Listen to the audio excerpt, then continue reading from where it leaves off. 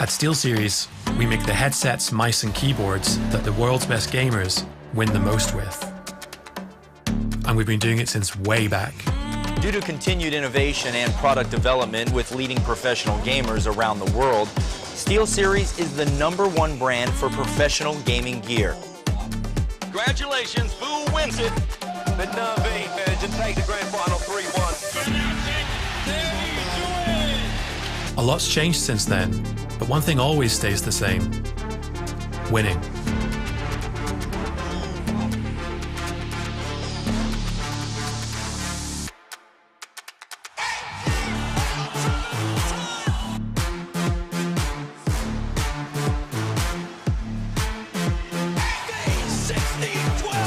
Every pro that picks up a SteelSeries product pushes its limits. That's what makes us push ours. It's up to you how far you go, but whatever you do, go for glory.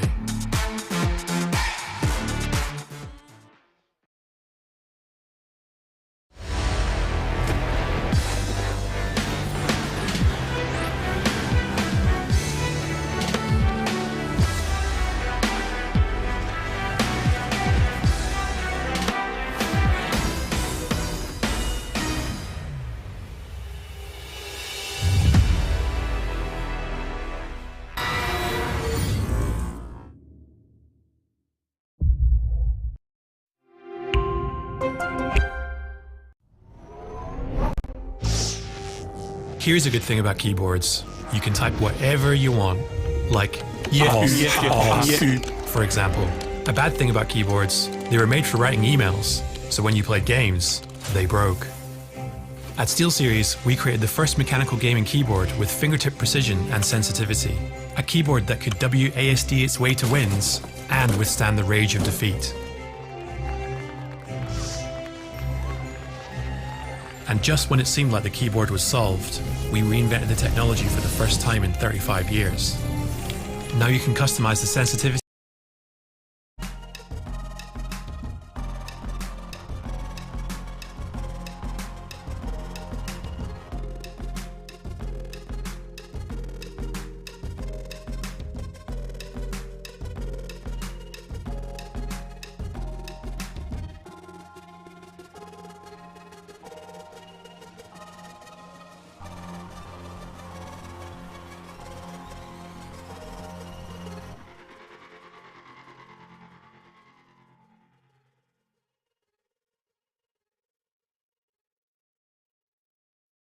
Magandang tanghali nga pala sa inyo lahat. Welcome back dito sa Kuya Nick sa coverage namin ng DPC Division 2 Southeast Asia Tour number 3. This is Daddy E, kasama ko on the line.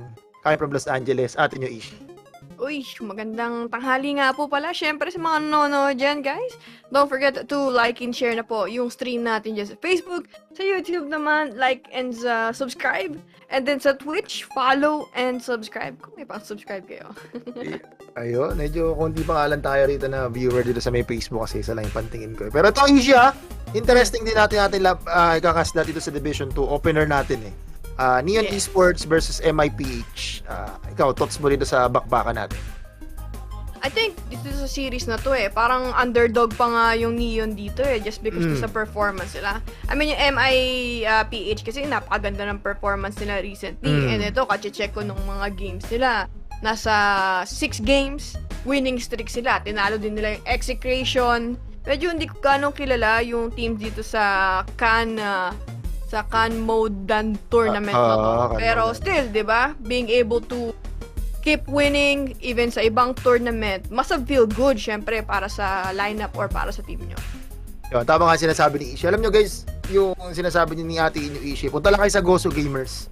Nakikita nyo kasi doon yung comparison ng teams. Para silang galing sa winning streak Parehas puro 2-0 yung laro Ito yung Neon Esports, titignan ko na tinalo yung LBCS, so was yung Atlantis, Yangon Galacticos. Puro familiar naman tayo sa team na yan Pero doon side ng MIPH, na 2-0 nila yung Red Flower, Baby Build House. Pero syempre, pinakakilalang yung Execration nabigyan din nila ng 2-0. Pero that's an DPC tournament, Aish. Oo, yun nga is.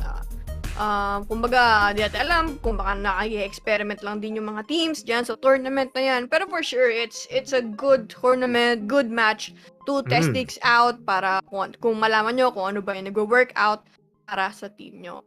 Pero kung sa side ng Neon, medyo parang since nawala yung yung Filipino player sa Neon, medyo natulog na eh. I mean, nagkaroon sila ng medyo magandang run with Avatar and Ryu nung nandiyan pa si Palos, tama ba? Yes, isa pa. Sa Neon no. Pero ano din eh, medyo shaky din eh kung hindi nila ma-maintain yung status nila as a top contender dito sa Southeast Asia. Kasi ang hirap nga naman sa Southeast Asia, dami magagaling na team eh. So, ayun, ang dami nilang changes. Andito si Chua na naging coach nila. Player na siya ngayon, di ba? Napalitan na rin yung 5 saka yung carry player nila. Ayun nga, no? Minsan yun Esports, nado pa kasi Palos, naalala ko, nag-champion pa yan sa Huya tournament eh. Tumibag pa ng mga big Chinese teams yan doon sa tournament sa CN region, nakasali sila doon, di ba? Kaso nga lang, wala na gray roster, guys. Pero bago tayo pumunta doon sa kanilang bakbakan, pasalamatan muna natin yung ating mga partners para din sa ating DPC. Siyempre, una dyan is yung SteelSeries. Kita nyo, guys, yung SteelSeries Arctis Pro na headset. Kung gusto nyo bumili niyan, do check it out lang sa official website ng SteelSeries. And we have next. Pinakapaborito ng lahat, Ishi. Ayan, syempre guys, pnxbet.io kung gusto nyo nga po pala mag-bet. And then kung mag-register nga po pala kayo, make sure na gamitin nyo po yung code natin na Lupon WXC. Kung may mga katanungan po kayo paano mag-cash in or cash out, PM lang kayo sa Kuya Nix page. And syempre, huwag kakalimutan to bet responsibly. Yun, talagang bet responsibly lang, guys. Huwag yung sisi sa kahit na ano pag natalo kayo. Ganun lang talaga. Ito naman, sunod natin, we have the Helios 300 product ngayon ng Predator. Napakagandang gaming laptop. Pag meron pa silang mga ibang gaming peripherals, do check it out sa official website nga lang ng Predator. Siyempre, pag Predator, hashtag it lies within. And ang syempre, napakaganda, last but not the least, ang ating merchandise, The Armory. Kung gusto nyo nga po palang i-check out or mag-inquire, pwede kayo mag-PM sa The Armory na page namin dyan sa Facebook. Search nyo lang The Armory. And also, syempre, available din tayo sa Shopee. Search nyo lang The Armory. And sa mga may monitor nyo, meron tayong QR code dyan. Scan nyo lang yan, matik, madedirect kayo sa page or sa Shopee natin for The Armory. Yo, The Armory number 1. Pero to, going back to the game tayo, Isha. Nakaraan, MIPH, alam naman natin yung composition yan eh. Kahit ulitin natin, dati silang UD Best 1. Pero, na-impress lang ako doon sa huli nilang laban. It's almost a 2-0 against doon sa Army Geniuses. Kaso, nagkaroon ng power interruption si Ken. So, hindi siya nakabalik sa game. Ay, oo. Pero yung game number 2 na yun, guys, match up siya ng Medusa and Morphling. Yes. So, parehas ng merong Skadi yung dalawang hero. Pero it can go both ways. It's either pwedeng manalo yung AG dahil kasi syempre alam natin yung Skadi good sa may Morph. Tapos maganda rin yung timing ng Medusa. So aso nga lang yung Morphling nung game na yun, sobrang yaman niya, Ishi. To the point na mas above siya sa net worth nung isang Medusa dun sa game nila against Army Geniuses. Wala, nasabi ko lang kasi parang mas matindi yung binunggo ng MIPH kumpara dito sa Neon Esports na sa Atlantis natalo, na 2-0 pa sila ng AG. Pero syempre, nagre-rebuild sila. Kailangan nila ng momentum starting dun sa may mga low tier na tournaments. Pero tingnan natin kung ano mangyayari. Totoo. And syempre for Neon, it is, I believe, a must-win para magkaroon na sila finally ng panalo. Kasi syempre, ayaw mong mag-qualify na naman, guys. It's actually tiring, it's hard. Mag-qualify ka na naman, guys. Ang daming bakbakan sa Southeast Asia sa qualifiers lagi, diba? So, as much as possible, gusto mo ma-retain yung slot mo. At least, dito sa Division 2, kung gusto mo magkaroon ng chance next season or next TI, I mean, yeah. Next year pala yun.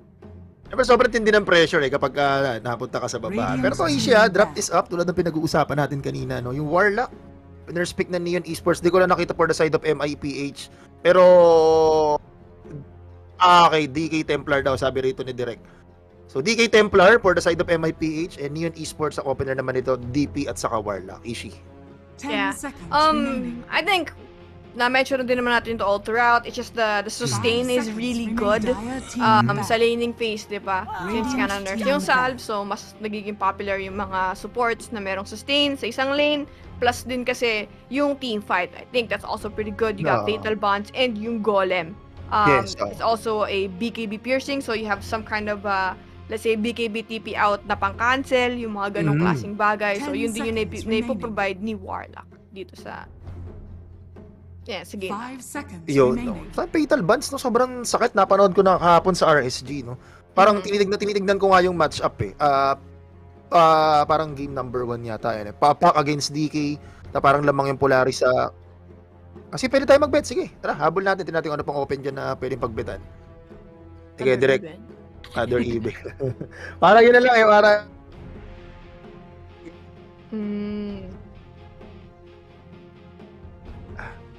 Dikit naman yung yung game. Ano ba yun? 1.6. Dire team back. Oo, mababa na pala. Dediado talaga yung Neon eh, kasi maganda yung performance sa MIP. Kanina ko Aishi, game number 1, blind pick, di pa tayo nakakita ng eh. Dalawa pala yung pinapakitang baraha eh. MIPH tayo, game 1. Ngayon. Siguro basis lang natin yung last performance lang, yun lang siguro. Dito sa DPC. True. 10 seconds remaining. Actually, Templar Assassin, madalang ko na siyang nakikita eh. Na seryoso, isa pa yun. There's only like a handful of teams na still prioritizing or picking yung hero na yon or hero na to. Radiant team pick. Dahil nga sa mga nauuso na let's say yung mga Viper, Batrider, 'di ba, yung mga ganong klaseng bagay. Of course, Templar Assassin doesn't want that. And yun nga, na-mention ko na rin ito before, Templar Assassin is a BKB hero. Na kapag wala siyang BKB, sobrang hirap niya na mag-survive sa isang teamfight.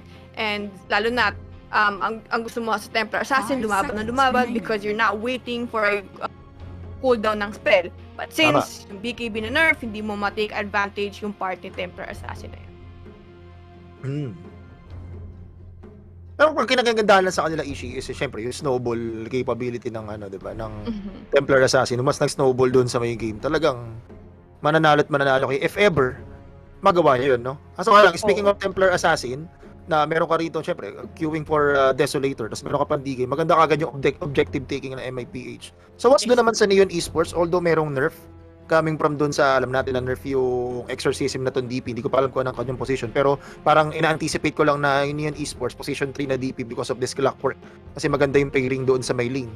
Also, they have a good Roshan take if ever nagkaroon na ng level 2 exorcism yung kanilang Death Prophet. Kaso nga, I'm talking about levels. Yeah. Ayun nga eh. So sa side naman ng Neon, I like the Clockwork pick just because it's one of the heroes na ayaw din ni Templar Assassin, di ba? Kapag battery assault ka, tapos nakulong ka sa loob ng cogs, medyo mahirap. Medyo annoying yun for sure for Templar. And then sa first 2 picks nila, they're also lacking some kind of initiation. So yun din na po provide the Clockwork, Vision din pati. So, doon na-mention mo, Roshan Taker. So, you have Rocket to scout it out yung Roshan. Pero, So, yun ang sagot nila sa DP push type na DP push with the Exorcism. So, sa may Terror Blade, meron sila ditong Overgrowth. Leaving Armor rather. Ito ang easy tagal ko na nakikita ang combo. Dragonite plus yung Mystic Player. Ang dali kagad mag -1. Maganda rin yung Mystic Player. If ever mag-cogs nga naman yung Clockwork. Shoot nga sila doon. Binigyan mo ng crosshair. Yes. Yeah. Isa rin sa mga rason kung bakit we're seeing quite a lot of Skyrat recently is because yung nerf ng BKB. So, mas maganda rin yung chances ni Skyrat to be dominating sa isang game plus yun nga, yung stun plus Mystic Flare is actually quite good. And then yung burst potential mo when you have DP, paganda ng slow plus yung Mystic Flare, di ba? Ups of the magic damage. So I think yun yata yung naiisip ko with the pickup ng Skyrat. And maganda rin yan, maganda combers din kay Terror Blade, yung silence, di ba? Terror Blade, maganda naman. Nakita ko na itong, ang tagal na nitong combo na ito. Nakita ko dati, Fatal Bonds plus Reflection. Oo. Medyo makatinga sa lane to, no? Kaso nga lang, Dragonite naman yung kanilang katapat. Dragonite, parang magiging sobrang tanky niya into this game. Ganda ng armor build-up because of the living armor plus yung Dragon Blood. 5 seconds Tapos, remaining. yun Esports naman, nakita ko, nagpumix sila ng Terror Blade kasi magre-resist sila sa Templar Assassin. Why? Kasi yung Terror Blade, high base armor na hero, yung TB magbibigay ng... ito naman, Templar Assassin, syempre, ang gusto naman, tanggalan ka ng armor, no? Para okay lang sa TB. Oo. Ayan nga.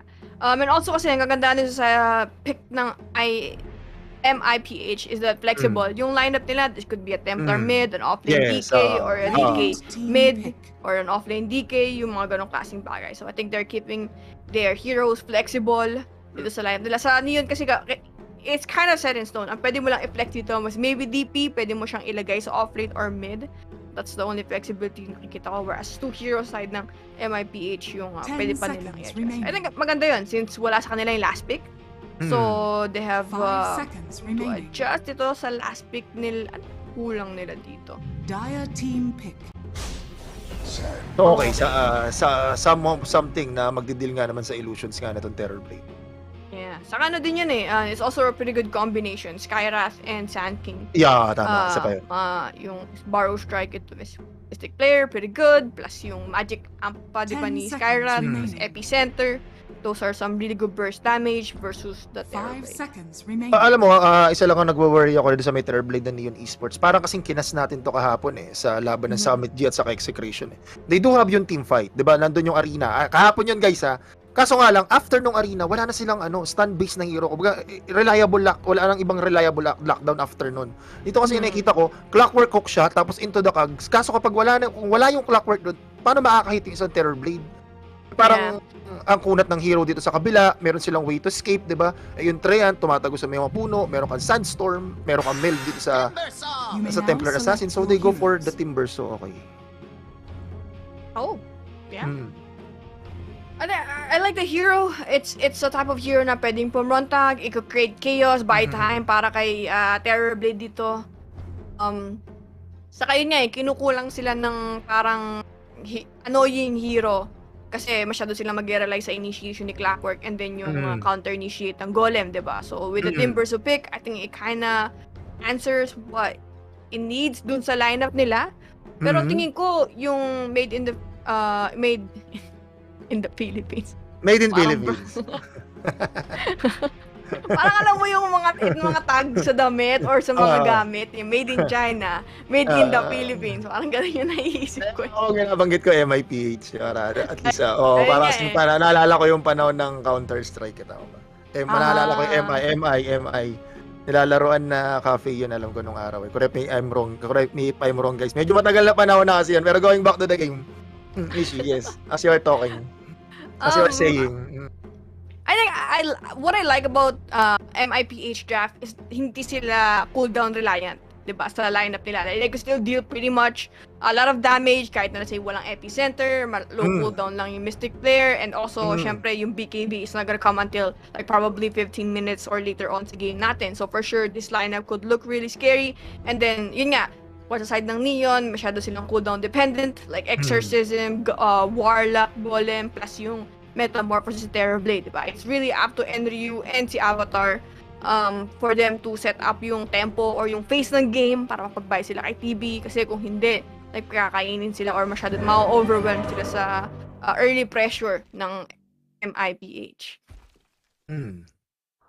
Paano ba? Kasi talaga, yung kahapon nire-review ko talaga yung laman ng Summit Gaming dun sa may Execration. Lakas ng Terror Blade nila eh. Kaso nga lang, yung ma-lockdown ng isang hero, ayun ang problema. Kasi TB, wala naman.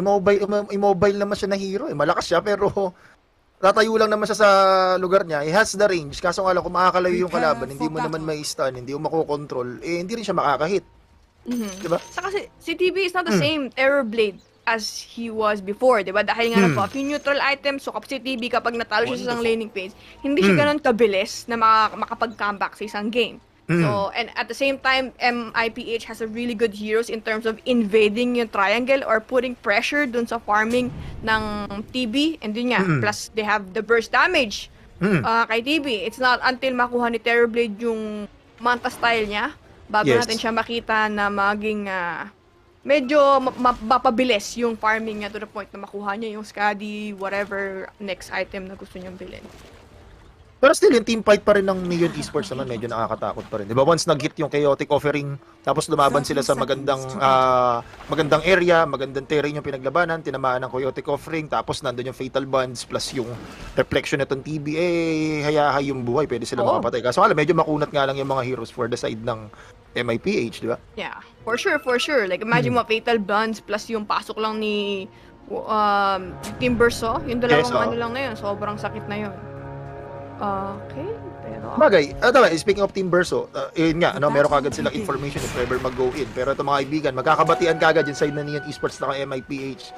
So, lang, get lang ng bounty, 242. Pero okay nga, Team Verso, magbibigay agad ng first information sa kanila if ever magti-teamfight. So, may follow-up pa na rocket flare. So, maganda kagad yung vision nila kung gusto nga nilang lumaban kaagad. Gusto nila makipag-backbackan, if ever gusto nga to make ng short skirmish, gusto nila makipag-collapse, diba? Saka ano din I think what I like about Neon's draft is yung I feel like DP should be able to grab some pretty good farm versus dito kay DK sa gitna. So kung magiging mayaman si DP dito plus i-complement pa ni Chuan with the rotation, I think they could set up some really good early pressure sa lineup ng MIPH kasi pwede rin mag-crumble yung lineup ng MIPH dito pag sumobrang kunat or yaman ni Enryu sa team version niya, di ba? Plus yeah, that could be quite problematic for MIPH. Kasi not until makuha ni, what's his face, or may mag-vessel siguro sa side ng MIPH that Enryu could die. Or let's say, kasi kung nakikita ko sa lineup nila, kailangan nila i-commit either yung Mystic Flare and yung Epicenter para mapatay nila si Enryu. Kasi alam natin si Enryu sa Timber, so he might build up some hood. Yes, tama. Or Yules, ganyan, pantanggal ng silence. So, ayun nga, annoying yun for MIPH. Ay, ang game naman talaga dito ng MIPH is talaga kailangan mag-snowball naman yung kanilang Templar Assassin. What's good for them is meron silang dalawang initiator kagad Ishi, di ba? You have Dragon Knight, tapos meron ka rito ng Sun King. So, si Ken sa kanyang Templar Assassin, baka hanap ng right timing kung kailan siya papasok, di ba? Saka number 1 nakikita ko talaga, itong mga sustaining na hero, yung Warlock, Dazzle, kailangan talaga silang i-address, Ishi. Or else, marami silang gagawin kakaiba. Kailangan siguro isang factor, ma-kill kagad ni Templar Assassin itong Warlock dun sa may temple if ever magkaroon siya ng opportunity. Oo. Saka hindi malaki din yung kill potential ng top lane ng MIPH, yung Sand King Scarra. They do tons of damage. So kung madedelay nila yung level 6 ng Warlock, I think that will help out a lot. Ma-pressure nila yung Terror Blade. So I guess, with that being said, kailangan manalo or kailangan ma-stomp ng MIPH yung top lane for them to have some good start dito sa series na to. Kasi katulad ng sinabi mo, nakakatakot yung counter initiation plus yung teamfight potential yun. Totoo pag 5-man maganda rin. Once mag-connect lang, no? Maganda lang yung pwesto ng Terror Blade, yung hindi makakite out yung kanyang right clicks. Goods. Makakite doon si Bell. So lang, speaking of dito sa combination, yung duo naman natin sa top lane Ishi, ang dali i-execute ng kanila Barrow Strike, Mystic Flare, di ba? Ganun lang, pwede rin DK, Dragon Tail, Mystic Flare, makakapag -1 na kagad ng hero. Siguro medyo matatagalan lang dito kapag Team Verso, medyo kailangan medyo maraming control, tapos siguro Epicenter plus Mystic Flare na pwede nilang gawin. Pero beyond that, yung ibang hero parang kaya naman i-brought down. Pero sa may top lane mga kaibigan na pilitan, Kirupido mag-Barrow Strike. Nice na sentry ward ni SE. Sa kanyang Warlock. Yes. So, kung makikita natin dito like, even si DP is having some really decent lane dito sa gitna. Saka, ang maganda nito, kapag nag-dominate si Team Perso dito sa bottom lane, like, DP can rotate out and pwede lang ma-push ng maaga yung Torre sa bottom lane, di ba? And that opens up the map para sa side ng Neon. They could even transition sa mid lane, like, those kind of things need to fall together para sa side ng Neon. Kung, yun nga, kung gusto nila magkapag-create ng space para kay Terror Blade. Natin. Medyo, kung mabasag nga agad yung bottom lane tower nila, medyo hindi nga ideal yun. Although may farming mechanic yung Templar Assassin. Pero usually kasi yung unang stacks nito, ito, binubuo ni Lucify, yung binabuild up niya na stacks, para yan sa Sun King Sun King ang tingin ko talaga pagka TASK na lineup, Sun King ang unang kukuha para sa kanyang Blink Dagger. Kailangan kasi it's a must na meron kagad siya nun. Unless maagang lumayas si Ken sa bottom lane, Ayun, isa pa. then kailangan mag-sacrifice si Sand King. Diba? Pero yun, as much as possible, gusto mo ibigay yung most of the farm kay Sand King para makuha niya yung early blink dagger niya. So, it's just much easier na makapag-initiate or ma-build up muna nila yung Sand King bago yung tempo. Tama, worst comes to worst. Ayun lang, no? Pwedeng ganun mangyari. Pero ito naman, si Ken. Nako, nakakulong siya rito sa Cogs at wala yung kanyang Trial Protector. Somehow nakalabas, mga kaibigan. Pero nandoon yung first kill ng Clockwork. Nandun yung battery assault. Pero back to lane na naman si Ken. Kamuntikan lang siya mabigyan ng Timber Saw at netong Clockwork. Mahirap din, no? Na umabante sa kanyang lane. Pero speaking of that salve, gumamit na nga ng salve dito si Ken. Usually, di naman talaga ginagawa ng mga position 1. Pero kailangan dahil dun sa minor 50 na lang yung pwedeng, 50% na lang yung pwedeng gawin pwedeng ibigay na sustain magagaling sa akampi. Pero ito di ba, we've mentioned Sand King and si Skyrat need to have a good lane. Pero kita mo naman, di ba, 13-2 compared sa 24-9 itong si Terrorblade. Yes, so, ang ganda ng pinapakitang laning pace ng Neon dito sa taas. So, I mean, that's gonna be quite annoying for MMPH kung hindi magiging maganda yung farm or yung lane dito ng Sand King kasi madedelay yung timing na gusto nila. Ayun nga, no? Sakit ng fatal bonds, tapos reflection. Tapos yung sentry wards kasi kanina, hindi rin nila ma-de-ward kaagad. Ito yung problema ito yung effect ng 50% na lang ibinibigay ng salve. So, kailangan problema pa ni Rufido ngayon na bumili ng sustaining item. Pero again, nandun na naman yung fatal bonds. Pero Ecobis. Oo. Not sure, hindi natin nila control na maaga yung creep equilibrium. Sa akin, panigurado yung unang sentry ward. They should have been ready with the sentry ward. Na-force ma-out ng maaga si Rufido doon sa lane, di ba? Isipin mo, yung isang creep wave na yun, pwedeng level 2 or level 3 timing mo na pala, di ba? Na nakontrol mo sana yung lane. Kung naipanalo niya nung already kayo. Yes, gusto nga nilang bigyan na itong Warlock. Medyo nababosit na nga sila, pero still, SE is alive. Tingin ko, he's holding to the Shadow Word. Ayaw niya rin gamitin siguro sa kanyang sarili. Mas gusto niya na dun sa may Terrorblade. Pero, looking good yung lane nito ng isang TB. Pero yung Warlock, kanilang babalikan dito sa may top side. Metamorphosis has been popped. Delikado ang buhay rito ng Warlock. And Lucify will get that first blood. Pero may kapalit siya na Sand King. Still, nakapag-hit pa ni si Bell, mga kaibigan. Kailangan tumakbo ni Lucify. Pero that first blood is brought to you by Phoenix Bet. That ay one more hit. And it's a 2-0 for this Terrorblade. 2-1 yung ating scoreline. Gamitin yung promo code namin, LuponWXC, when you do register sa PNX Bet at sa hashtag Bet responsibly para sa ating mga bettors. Ayan, diba? TB, for sure. Sakit nga naman ang metamorphosis na yun. Saka medyo natagalan din sila. I think medyo behind sa level yung MIPH or yung Skyra. Parang level 2 pa lang yata yung Skyra dun or level 3. Kasi ang tagal ng damage Nakita mo, ang tagal nilang pinatay. Si Warlock doon, if they got Warlock cleanly, baka nabuhay pa at least si Skyra sa sitwasyon na yon pa. Tinipan. Sino nag-post? Na-reveal yung pwesto ni Chuan siguro baka lagi. Kaya yata tinipan. Tinignan ako bakit tinipan. Yung pala si Chuan nasa mid na. Si Lucy pa yata nag-post. Baka may connection problem naman. Kaso nga lang, syempre, making ready na yung Dragonite. Ako po. Mahirap yan. Ayun, game man Game man yun. Nag-sorry nga si Lucy pa ito. Back to the ball game, guys. Yan natin ano mangyayari dun sa level 6 na Dragonite. So, nakatakbo na nga siya sa Wakali. Nakalipad na sa Wakali. Hindi na surprise no? Nakita na wala Ganun talaga. Minsan talaga natatimingan yung mga po. Pero to tayo ulit yata.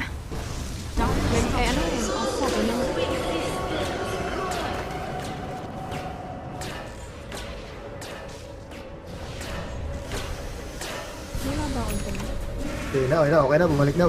Kala ko nawalan rin yata ako Pero going back to the ball game, mga kaibigan, medyo lumabo yung ating exorcism na lang yung ating nabalikan. Kaso nga lang, ready naman yung Treant Protector. So was itong si JG para i-defend this one. Kaso yung deep wards, coming from the side of Neon Esports, no? Sobrang ganda ito. Yeah, wala pa nga yung catapult na to but I think yung rotation na to ng Neon just to make sure na maaga nilang ma-damage yan yung Torres sa gitna before the second catapult respawn dito for the dire side. I think yun yata yung plano nila dito. But unfortunately, with the living armor, that's gonna be quite hard para sa Neon sa ngayon. Ang ganda nananalo yung mga heroes ng Neon sa lane plus yung control nila sa mapa. Ang ganda ng mga ward, jungle ward dito sa may side ng MIPH plus yung deep ward dun sa mid lane. Ang ganda kaagad rito ng vision for the side of Neon Esports. Oo. So, yung lineup kasi ng MIPH, they rely on Sand King. And with Sand King struggling sa top lane, it's much easier for supports na mag-respond or makapagawa ng play sa ibang side ng mapa. Diba? Kung makikita natin dito. And yun nga, kailangan makuha ni Rupo yung kanyang epicenter. Same goes si Lucify. Kailangan niya makuha yung level 6 niya. And I think yata yung gagawin nila, maybe magja-jungle lang si Rupido and then si Lucify yung magsusoak up ng damage sa taas. I mean, damage ng experience. Experience, yun, experience. Pero grabe, si Chua na nagkapagkulitan at alam niya na nandito si alam niya na nandito si Rupido nagte-take ng stock. So, chumecherry pa ng XP. Yung Tatlo clockwork. pa mo sila ang naghahati, di ba? Kailangan din depensahan kailangan din bodyguardan neto ni Lucify si Rupido sa may top side kasi baka mamaya merong hindi magandang mangyari, mamatay pa yung Sand King, hindi pa makuha yung stocks. Pero to, looking good, Senryu with the Timbersaw for the side of Neon Esports. Kaya ganda talaga ng Timbersaw sa game na to Like yung hero katulad ng Triant, like he can't do anything. He can't do much in terms of zoning out si Timbersaw, and Timbersaw is a high armor, they don't have a lot of magic damage para pang burst lang dito sa Timbersaw. So yeah, easy peasy bottom lane sa side ng Neon. And ito na nga, I-mention ko kanina, di ba, kailangan ng DP. Mukhang di na yata kailangan. Just Enryu alone, and mukhang inabandon na rin ng MIPH itong baba. So, this should be an early tier 1 tower for Neon. Ay, alam mo naman magta-turn na once na nakuha na ng Timbersaw yung chakra. Kailangan na nilang mag-alisan dyan sa may lane. Although matagal, pero kung wala naman taong magde-defend, di talaga mababasag yan. And the first tower of the game will be taken down ito ni Enryu. At meron na rin siyang hood. So, somehow nakapag-resist nga siya rito ng magic resistance. Habang yung Sand King, yung counterpart rito ng Neon Esports, medyo struggling talaga, Ishi. Bubugawin pa siya ng supports. And itong DP, rotating dito sa may top lane, dito sa may secret shop, together with the Warlock, who's already level 4. Pero mga kaibigan, yes, grabe yung mga deep words dito mga kaibigan ng Neon Esports. Yeah. And what I like about sa rotation na ginagawa ng yun, like instead of pressuring mid lane, they're going at top lane. Bakit? Kasi TB has Metamorphosis, and also they want to pressure yung lane ni Sand King para ma-delay yung timing ng Blink Dagger. Hindi sila makagawa ng way na makapag-create ng space early sa game kung walang farm itong si Rupido. So I like the decision making sa top lane muna. Grabe yung side ng Neon. No? After taking the tower, alam nila kahit iwan ko yung Terror Blade dyan at saka Timbersaw, wala na hindi ko naman mababasag yung tower. So pinuntahan kagad nila yung Dragonite, diba? Immediately nag-TP kagad sila sa mid lane. Pero speaking of which, alam naman na natin yung DK na once na pagka iniwan mo talaga yan sa lane, loy ng kalungkutan. Dinay. Dahil nga, sige, Ishi. I mean, at least nagawa ni DK yung trabaho niya, di ba? Like, he was able to put pressure dun sa mid lane ng Neon. I think that's like bare minimum. You still need to find a way na makapahanap ng farm itong si Sand King mo. Kasi without him, I think it's gonna be hard for them to create a play. I mean, 10 minutes into the game, sana ibigyan nila yung tomb kay Skyras para makasmoke na sila, kagawa ng play. Kasi sa ngayon, it's Neon all over the place. Like, nakakatakot yung presence ng Timbersaw sa ngayon. Yun, medyo wala silang magawa. Alam mo naman once na yung Timbersaw gumana, alam mo paano siya gagana, Ishi. Yung hindi talaga siya papansinin, alamit pa kayo sa Timbersaw. Ayun nga kasi alam mo kahit pansinin mo, you just don't have enough damage. Pero hook shot will connect kasi Warlock na nasa likod. Kaso nga lang, sadly is only level 5. Pero nando pa rin yung Fatal Buns. Sakit mga kaibigan. Ayun na nga lang yung tatapos sa buhay rin ni Ken. And yes, you will get the kill. Sabi ko sa Ishi, yung Fatal Buns sobrang parang OP ngayon no? Meron pa yan yung sa level 10 talent niya. Parang added damage for Fatal Buns. But, ayun nga plus the clockwork is just really great hero versus TA. Once na makulong ka sa cogs, just can't get out. This part. Syempre, si Lucify? Yes, it's already level 6. Nandun yung silence, mga kaibigan. Pero, wala. Pero mobility skill. Itong kanilang Timbersaw. Let's see. Without yung Mystic player, kaya ba nilang i-brought down itong Timber kung epicenter lang kayang bigay rito ni Rupido? And Neon Esports, grabe, ang ganda ng kanilang laruan dito in this game number 1. They're targeting itong mid lane tower, yung clockwork buhay pa sa may gitna, dropping up the cogs. And Timbersaw, wala, si Enryu ipapakita lang yung kanyang sarili. Nandun yung traps coming from the Templar Assassin. Pero, ano magagawa ng MIPH? Dito sa Timber, they will address this one. Pero 4-man for this Timbersaw, ipops yung Timber Chain. Pero mapipigilan nila. Nice catch for the side of MIPH. Somehow, somewhere, napatay nila yung pesky na Timbersaw.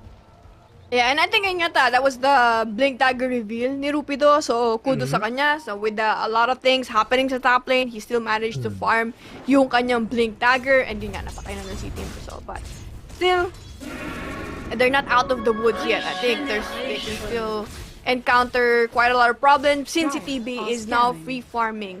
Yes. At some point, kailangan nilang hanapin si TB, maybe i-slow down yung farm niya kasi si TA, wala exposed na yung triangle niya. Sobrang dali for Neon na i-pressure yung triangle dito ng MIPH. Lalo, yung Team Verso, kayang-kayang pumanik doon sa may triangle. Imaginein mo kung lalaban sila. Kailangan nilang ibigay lahat ng skills nila para mapatay lang isang Team Verso. Ay, hirapan dahil mababurnout rito na skill ni Enryu with this Team Verso. Yun ang kalungkutan dito for the side of MIPH. Pero, look at this one. Yan Esports wants another tower. They want to take another objective. So, easy take for them. Although pinapatagal lang. Pinoprolong lang ng Living Armor. Pero this tower will go down. In just a second. Mga kaibigan, doon pa yung Ghost. Coming from Avatar mode. So, Tower 1 down. Tower 1 mid. Dito sa may side ng MIPH. Will finally go down. Pero meron naman exchange si Ken dun sa may top side. Yeah. I mean, yung MIPH dito, they're not forcing a lot dito sa lineup nila. Alam nila na hindi naging ganun kaganda yung laning phase nila. So, they're chilling and then they're waiting for the right time na makuha rin siguro DK yung kanyang Blink Dagger or maybe BKB. Not 100% sure kung ano item niya, but Midas wala Dragonite? Nag-Midas ba? No, Midas Dragonite? Oh, I mean, kaya pala hindi sila din lumalaban. I was wondering kung ano yung magiging item niya, kung ano yung inaantay dito ng MIPH. But since nag-hand of Midas nga, talagang iwas gaming ang gagawin ng MIPH dito. Kumbaga na ina-accept nila yung pangyayari ng early game na we're not gonna win, so let's just chill and wait out yung kanilang BKBs, kumbaga. Dire's top tower is Bagay, under kung attack. in terms of scaling nga naman, no? Maganda yung sa kanila. Kasi may kalaban ka pa rin Terror Blade, di ba pa rin? Ayun nga eh. Oh, I mean, they're probably, tawag ito. I mean, if you think about it, TA is actually not a bad hero versus TB. Just Tama, because yes. meron siyang Mel, di ba? If he builds up the right item, isa rin siya sa mga hero that could burst out si TB bago niya mapop yung Dire's top kanyang tower is under attack. Sander. Ayun. So, siguro yun yung inisip dito ng MIPH. They're confident na kayang-kaya ni Templar to. This is not great since mayaman si TB.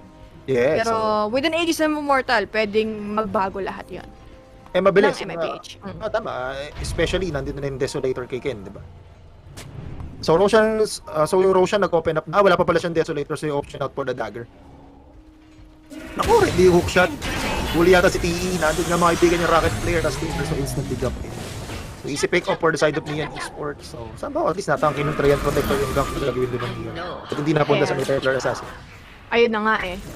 Parang gusto pa yata nila. Wala na silang initiation eh. They don't have hook anymore. Asan ba si Yun nga, Warlock? Medyo weird ano eh. din? Kung i-start mo ng Warlock Golem yung Teamfight. Diba?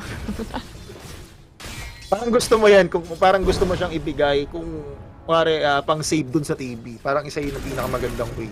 Yeah, Okay, for sure. lalapitan nila yung TV. Lapag mo yung chaotic offering, biglang ma-output tapos papatay ng TV lahat. Pwedeng mag-sunder din kung bawas yung buhay. Siguro ganun lang, counter go. Yun ang naisip ko, Ish. Oo, yun. Tama yun. Tawag dito. Yung reset na tinatawag natin for Neon. Speaking of Ken, ito, ang tapang niya dahil wala na yung hookshot, di ba? Alam niya na, it's in cooldown. Bigay niyo sa akin yung chaotic offering, so parang mas maganda sa amin. Wala na kayong catch.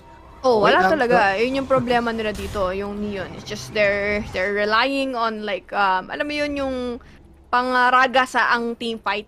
Yes, yun. Papasok si DP, papasok si Team Verso, things like that. But yeah, I think MIPH understand it well.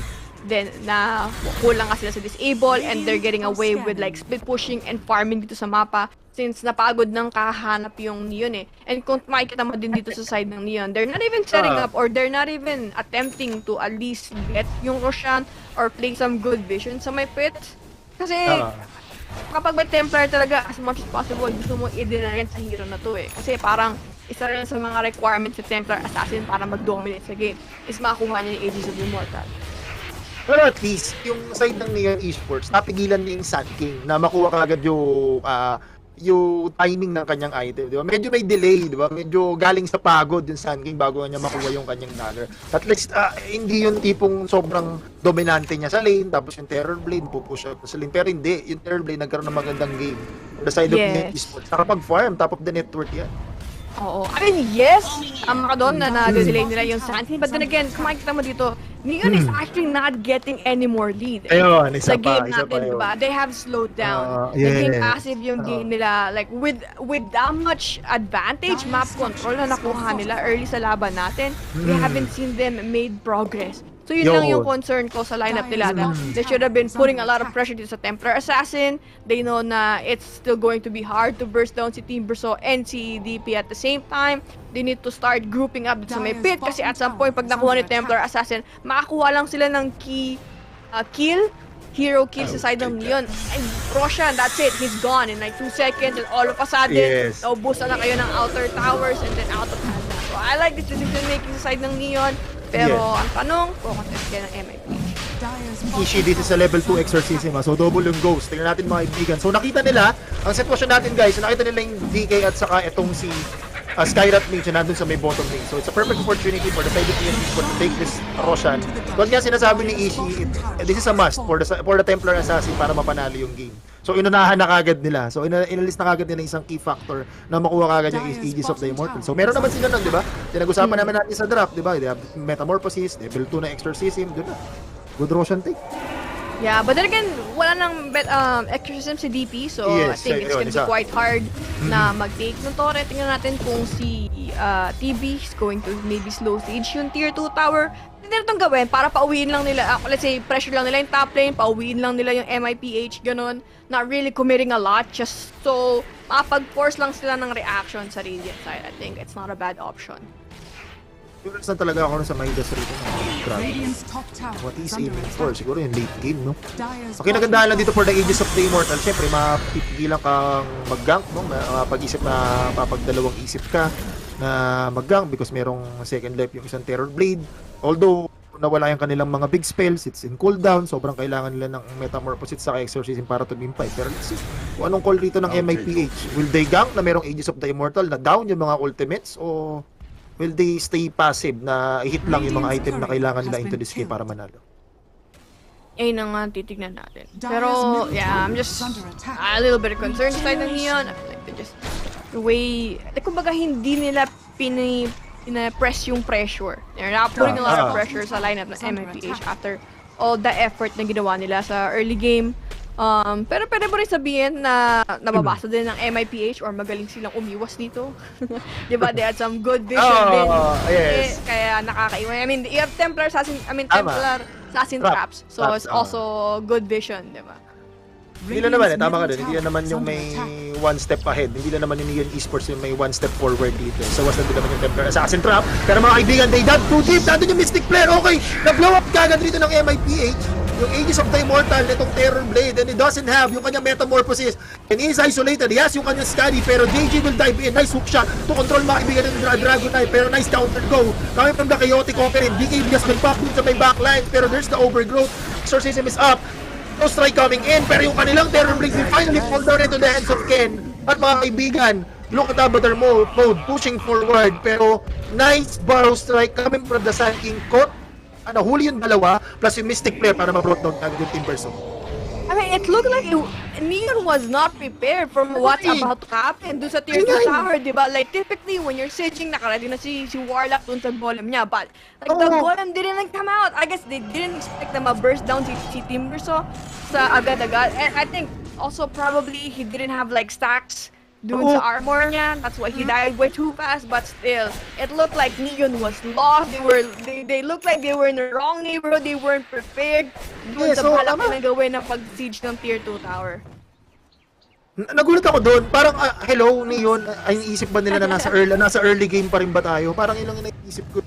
Hindi ba mga bata ganun? Ayun nga, parang nasa tier 1 tower tayo. May item, may item na po yung side ng MIPH. Yun lang nakikita ko doon, di ba? So, kumunik yung Barrow Strike, dama yung Terror Blade, and they're fighting without yung Metamorphosis kanina. Yes! Which is weird, di ba? Like, typically, yung Epicenter, Mystic Flare, you expect to only burst ng one hero, pero dalawa eh. That's like -2. That's Aegis gone in instant. sa side ng Neon. So, Ay, mo, ang tagal nila pag yung golem. Parang ayun feeling nga ko. eh. Yeah, they're asleep. So ito, matapang yung side ng MIPH, they know na walang exorcism, walang golem, walang metamorphosis. So they're hunting itong side ng Neon Esports. Na alam nila na sa main jungle. Naku po mga kaibigan, there's the ward. Meron nga ba silang makikita rito pero nag-group up, sama-sama lang. Naku, team verso ko nila makikita. Hookshot won't connect pero sasalubungan sila dito ng Chakram. There's the stun coming from the Dragon Knight. Nasa loob ng cogs itong Clockwork. Habang si Rupito running on the right side. Inahabol nga siya rito mga kaibigan itong Team Verso while ito namang Terror Blade is ina-address yung Sun King. Rupido is down. Tignan natin, DK, si JG, kailangan niya dito tumakbo habang Ken holding to the high ground. Isang magiging casualty yung nahiwalay lang na Sun King. Pero nice resistance coming from the side of Neon Esports. I mean, I think that was also, that's kind of an awkward initiation para sa MIPH. Nakita natin, di ba? They stunned 2 heroes, then again yung Mystic Player didn't really dealt that much damage, wala yung epicenter, so medyo weird. Pero at least, buti na lang, si Sun King lang yung naging casualty doon, di ba? Like, imagine, baka natatuhan pa sila ng hero doon. And, syempre, with that win, they will secure 8 years. Pero hindi gumaganti rin dito si Ken Nakapush sa may gitna. Mukhang mid lane tower rin yata mababasag. For the side of pero nakapag-TP na kagad itong Team Verso. Let's see, mga kaibigan. This time around, up na dito yung ultimates coming from the side of Neon Esports. Kanina lumaban sila nawala Oo, ayun nga eh. Pero for sure, MIPH, they're probably gonna be more cautious after sa teamfight niyon, di ba? Like, they need to communicate better. Dahil nga, syempre, may 4 staff na rin, saka Lotus na rin yung Neon, di ba? Nakita natin doon. So, that's gonna be quite annoying. Like, sila nga din eh, para maganda rin yung Lotus. Sa side nila, tanggal ang silence, and also pantagal mo ng fatal bonds, di ba? Oy, may binibait sila. Ako po! Sanction kaya. Huwag kang mabibait. Ito, nakita ko kayo na meron ng gem na binili yung Warlock so good. Para makita kagad nila itong Sun King. Meron nandun yung Lotus Orb, Warlock, inabot nga rito ng stun. Nandun yung Mel Strike coming from Ken, at nandun yung double hit mga kaibigan. Dominating for this Templar Assassin. Easy take for the Warlock. Siyempre, MVP dun guys, yung Vision na naman. Merong Observer Wars dun sa may clip itong side ng NIPH. Yes. Wala na rin mana si Team Verso, so for sure they're gonna fall back. They're going to secure or control itong top lane. Maganda kung kapaglagay na rin sila ng Vision. 20 seconds, walang glyph yung Dire, so I think mas maganda to, makaposition sila, makuha nila yung tier 2 tower, and makontrol nila yung outpost for the next Roshan fight. Tama yun kaya kailangan nila ma-even out kasi yung kabila meron na nakapag-control na ng outpost pero ladies and gentlemen, they're trying to defend this one. Andun yung Team Verso na meron kagad Lotus Orb sa kanyang sarili, pero they can take the outpost. Pwedeng yung sariling hari nila na outpost if ever. Pero mas maganda makuha nila kasi yung second Roshan of the game, 1 minute na, mag-up na lang. Mag-up na. Yeah. I guess yung mga ganitong sitwasyon pabor na kay DK yung Hand of Midas build up, diba? Kasi tumatagal yung laban, there's not a lot of fights, pero gustong pumalag. Nakita nila, DK has a Dragon 4, he tipid bottom lane, so we're trying to catch heroes na nagagala or marisa sa side ng wala silang matatagpuan at makikita dun sa may triangle pero they're under the smoke so na-break alam ni Chua na meron tao mga kaibigan nandun yung rocket flare at naka-escape po naman itong si Rupi dun sa may gitna habang yung Skylang Skyrat Mage nagpapa-level dun sa may top side still nandun pa rin yung hook shot for this Clockwork that's guling nice hook shot to open up para dito kay Chuan pero nandun yung right leg damage kami from the Templar Assassin yung palitan at least nagawa ng Chuan yung kanyang job. Nandun yung initiation plus yung tower might go down here in the middle side. Somehow, nasusustain nga siya rito ng living armor. Pero, yun nga, nawasak na yung tower. So, isang outer tower na lang yung meron sila. That's the tier 2 top tower. At least meron sila pagtitipihan kapag nag-buyback at nagkaroon ng Roshan fight. Labanan ng timing ng ng heroes Nakita nila walang DK form or Dragon form dito si JG. So they pressured mid lane. Nakuha nila si Sun King. They were able to grab tier 2 tower. So ngayon walang metamorphosis soon. Di ba tingnan natin kung MIPH naman yung gawa ng play. Buenas lang. Kasi matagal nung countdown timer ng Roshan 2 minutes. Pero tayo sa may top side. Si JT mga kaibigan. Hindi yata yung gagawin. Nandun yung overgrowth, chaotic offering nga rito ilalapag para nakalimot yata si JG na pwedeng tumagus yun. Ano ba? Team combinate out lang nila na ibigay yung skill. Nagpapatay si JG sa may top side. Ang tanong, kandewa, 2 minutes pa, okay? So, not bad for side, medyo pumapabol pa sa kanila yung Roshan kahit papano. Diba, like, imagine mo, he died there and then early respawn. Yes, patay ka agad mga kaibigan. Pero ang kinamit dun is yung epicenter. Nag-buyback itong Clockwork habang doon sa may top side. Warlock is down. Nakita ka agad siya rito ni Ken. So, -2 dahil nag-buyback itong Clockwork.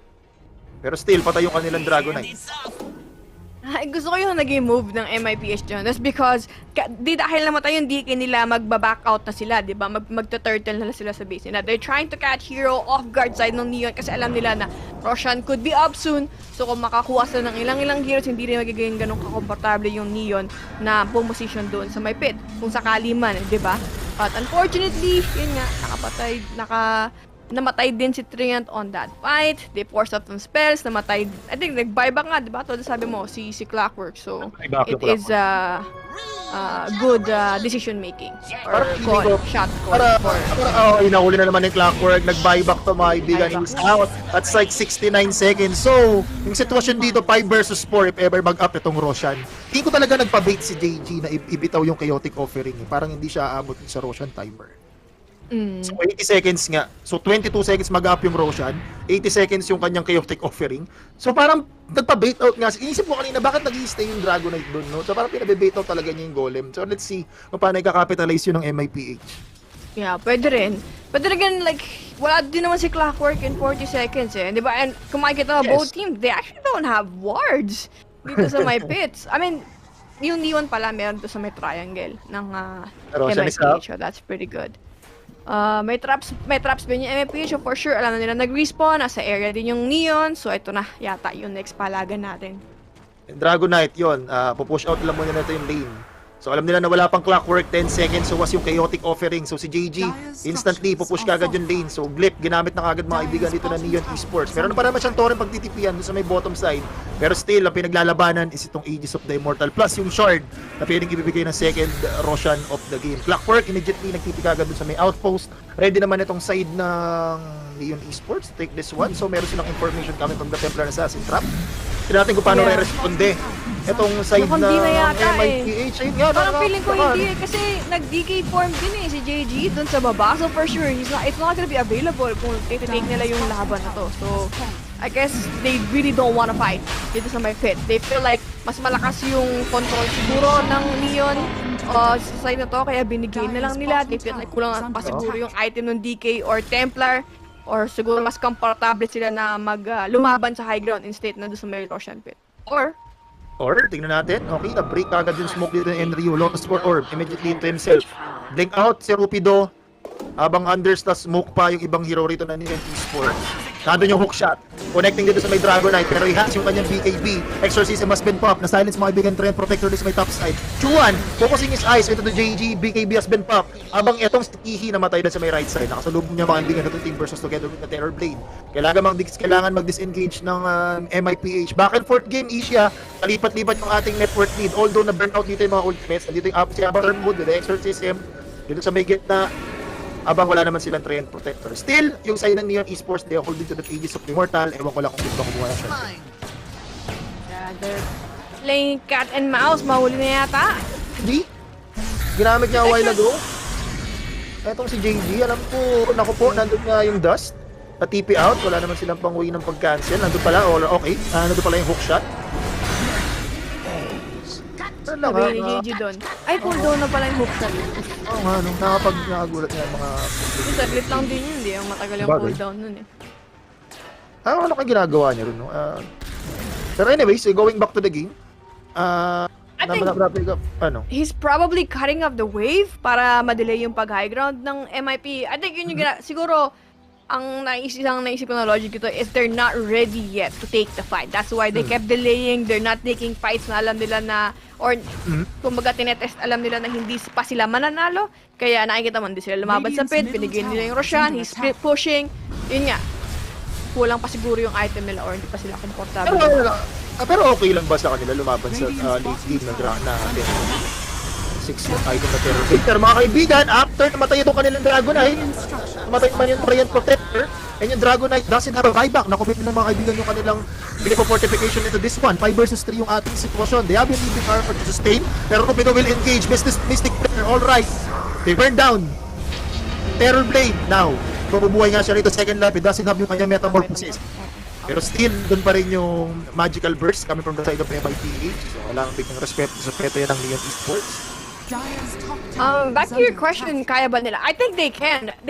Nakita mo doon, di ba? They have enough damage to burst down si Terror Blade. I think that's no question. You have Templar, you have Epicenter, basta ma-lockdown mo sila. I mean, the only thing that could be problematic for them is yung counter-initiates ng Golem. But I think that should be fine since basta mag-connect ng sabay-sabay yung spell nila, I think babagsak sa TB. Ang problema ko lang is if pag binigay nila lahat kay TB, they might not have enough kay Timbersaw and kay TB, si DP.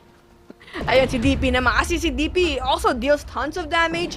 Lalo na kapag mayaman to, he has Shiva, he has Refresher, BKB, things like that. It could be quite problematic sa side ng MIPH.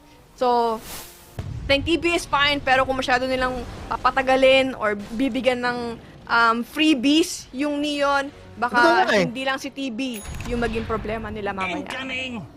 Para tulad nung kanina namatay si JG, parang feeling ko nga binabebait out yung chaotic offering. Parang favorable sa kanila kasi kaya nila naman yung Teamfight na sumipit. Pero anyways, they're playing safe into this game. Hindi naman natin alam kung paano nangyayari sa magkabila. Okay.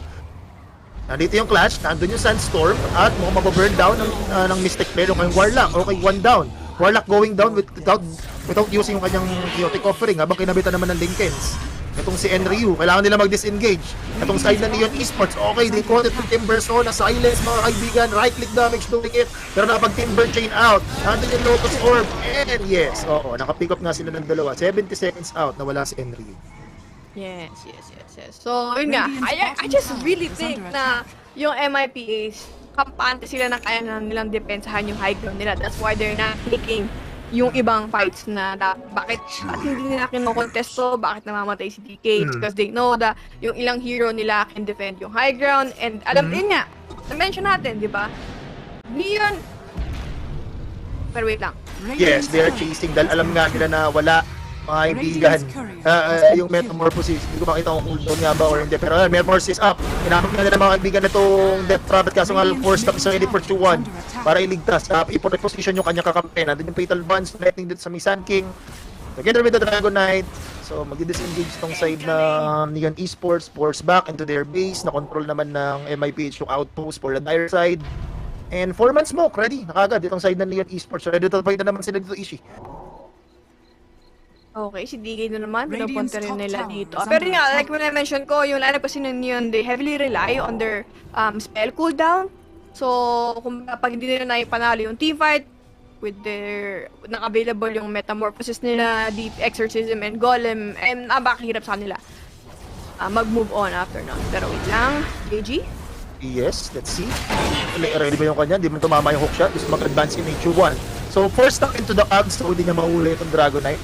Diyan nakaligtas si Igay na naman sa muntik na kapahamakan. Pero malayo naman yata yung clockwork doon. Yung warlock doon. Nandun rin pala siya. Ready rin yung chaotic offering if ever mapalaban. Gusto nila i-brought down yung DK. Grabe, back and forth game Grabe yung bakbakan natin dito Kaano nga tayaan nga Habu-habulan. Di talaga gusto nila patayin yung DK It's like DK is also baiting himself, baiting the team. Kasi kung imagine mo, di ba? I-commit sa kanya, let's say yung Golem, Metamorphosis, Exorcism, di ba? Ano ba counter nung mga ganong classic? Counter mo dun sa paggamit sa yung spell doon, buyback. And then, like, he can get back into the game, and may dragon form siya, BKB and whatnot, and then maybe they could turn around the team fight. So, I think hindi siya, kumbaga, worried na mapatay siya if he has buyback. Kung may buyback, ay kung wala. Meron buyback. Kumbaga, that's just greediness. Nakita ko lang, ang ganda ng itemization nila dito, lalo yung Lincoln Spear, no? So, alam nila kasi yung threat ng Dragon Tail, sobrang gandang item for Enryu. Hex is up for this Timbersaw. So ayun na nawawala yung kanilang lockdown. So ayun nga, meron sila dito control coming from dun sa may Hex. Yes, yes. Saka kasi kung makikita mo rin yung lineup ng MIPH dito, like, they don't have like the same heroes na pwede mag-provide ng vision as Neon. Yung Neon kasi they have Timbersaw na pwede niyang ibato yung sarili niya sa gitna ng teamfight. So it kind of shows yung positioning ng MIPH. They have the rocket player from Clockwork, so it's much easier for them to start or mag-jump in a gear. Whereas sa MFPH, it relies on jumping ng DK or ni Sand King. Nakita mo, di ba? Si Sand King, ang lambot pa din niya. Like, typically, isang barrow strike lang. Pag na mag-barrow strike siya, di na siya nabubuhay, di na siya nakakalabas doon sa teamfight na yun. One-way trip na nga lang ni Sand King, no? Pero to, coming up next, yung susunod natin bakbakan is Army Genius S versus Atlantis. Pero after that, ando naman yung Fnatic versus Talon Esports. Talon, wala pang Talon. Yes. Grabe, Physical sinibag na. Grabe yung Talon Esports. Inaantay ng Feeling ko, Talon. matatalo na yun. So, Fnatic. Fnatic. Ewan ko bakit feeling ko, like last ano pa ako last, may kahit yung major pa last season. Oy, pero wait lang. Yes, epicenter muna for the opener. At yun lang, na-force na pa nga sa kamatayan. There's the counter go. Coming from the chaotic opening, pero BKB gamit yung Templar Assassin. Okay, kaibigan, nandun yung side blades, connecting dito sa may DP, pero overgrowth for control. Dito nga sa ating The Prophet, yung nga na naging pre-hits again mga kaibigan. DP going down, double kill for the Templar Assassin, they will chase. Rupido ang unang opener mga kaibigan, Warlock going down. Mukhang pwede ma-wipe out yung side ng Neon Esports, for luckily for the Terror Blade, escape that one. Pero Ishii, parang hindi maganda yung positioning din mo natin Verso to open up the fight para sa side ng Neon Esports. Kampante yung kampante ng Neon that they had good vision dun sa cliff, 'di ba? Nakita like it's almost the exact same scenario, exact same spot nung nalusaw yung network lead ng Neon, 'di ba? Doon din sa may mid lane na yon. Again, Sand King with a really great initiation, first damage mention na natin. 'Di ba? Sand King, Skyrat plus the Templar Assassin, and of course, yes, you are a DP, you wanna deal damage, naka-BKB ka, but OG just hold you down. Yes. Diba? Magkaka-OG ni doon, hindi naka-follow up ni ED, and the lack of hold. Isa pa yun. Nalaging problema. Hindi ko alam kung si Tihi ba nag-force stop malayo yata si Tihi. Parang si Chuan yata. If-force stop yung Team Verso, parang hindi yata nakaharap sa tamang positioning. Pero look at that, ito, blinkin na Tihi. Pag na sinasabi ni Ate Ishin nyo, guys. Yung Death Prophet, ginawang shooting target dito ni Ken. Yeah. Saka wala like who's going to hold them down? Naibigay na yung golem, and then Clockwork was also not in great position to hook or set up himself para maka-hit yung carry niya, 'di ba? So wala. It's really good initiation and recognition. Yes, and just like that, it's a 15k network team for the side of MIPA. Ang problema pa nito, syempre down yung ultimates. Merong Aegis of the Immortal tong side ng MAPH, yung Neon Esports. Pero medyo hindi ka komportable na lumaban. Wala Ayun, wala kang meta, wala kang golem, di ba? Yes. Tawag dito. Saka like yung ideal team fight kasi ng Neon dito is like mag-connect yung hook din ni Clockwork, diba? Like maybe start the fight with the hook, mahuli nila either si Sand King or si Skyra. I think that will be a really good option. Even si DK, but then again, kailangan kasi pumasok yung damage nyo Sa side kasi ng MIPH, like they have 3 heroes that could easily follow up yung initiation. May blink si Sand King, may blink si, what's his face name? Si TA, same goes with DK. Diba? Like, tatlong hero sila. Whereas sa side ng Neon, kapag nag-hook si Clockwork, like, where's the damage, diba? Yes. Yung ibang heroes ng Neon, they're walking heroes. Kailangan nilang naglakad papunta dun sa initiation ng Clockwork. Same goes with Timber, so pag masyado siyang lumalim, like, yeah, you can rely on Golem, pero kita mo, even the Golem cannot save si Timber, so doon sa scenario na yun sa gitna kanina. Diba issue yun yung esports, paparada pa. Kitang-kita ko. Kung meron silang counter go with the Warlock, meron naman dito pang hold into place yung kanilang Treant Protector. So, ang galing dun. Kasi nakita ko hindi nakalapit yung Terror Blade, di ba? Naman, kung pinag-usapan natin kaninang draft, yung Terror Blade, kailangan maka-pre-hit siya. Kailangan merong hero na mag-hold dun sa mga ibang hero. So, nagawa naman nila dun sa may Warlock kaso, wala ready si ET. Ayan, pala may blink dagger na rin. So, there you go. That's 4 heroes.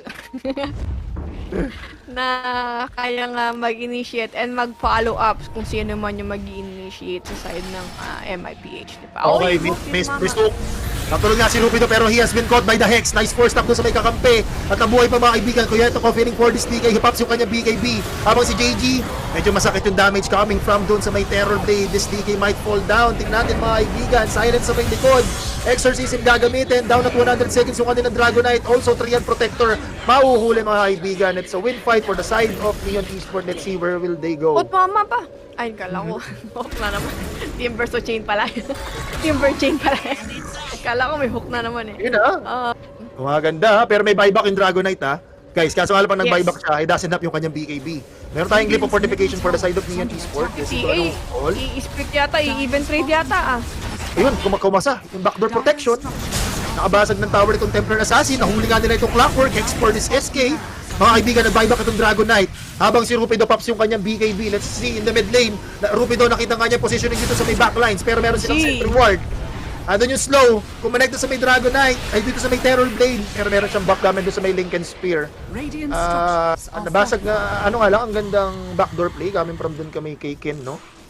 Yeah, but I think that's still not a bad fight side ng Neon since they did force out kay yung buyback sa DK. Pero ang annoying is wala kang exorcism, still don't have golem yet available. May Aegis pa rin yung Templar Assassin. So I think medyo may upper hand pa rin yung MIPH. Ay, pero wala pa lang wala pa lang BKB yung Sand King. So wala pa lang mangyayari.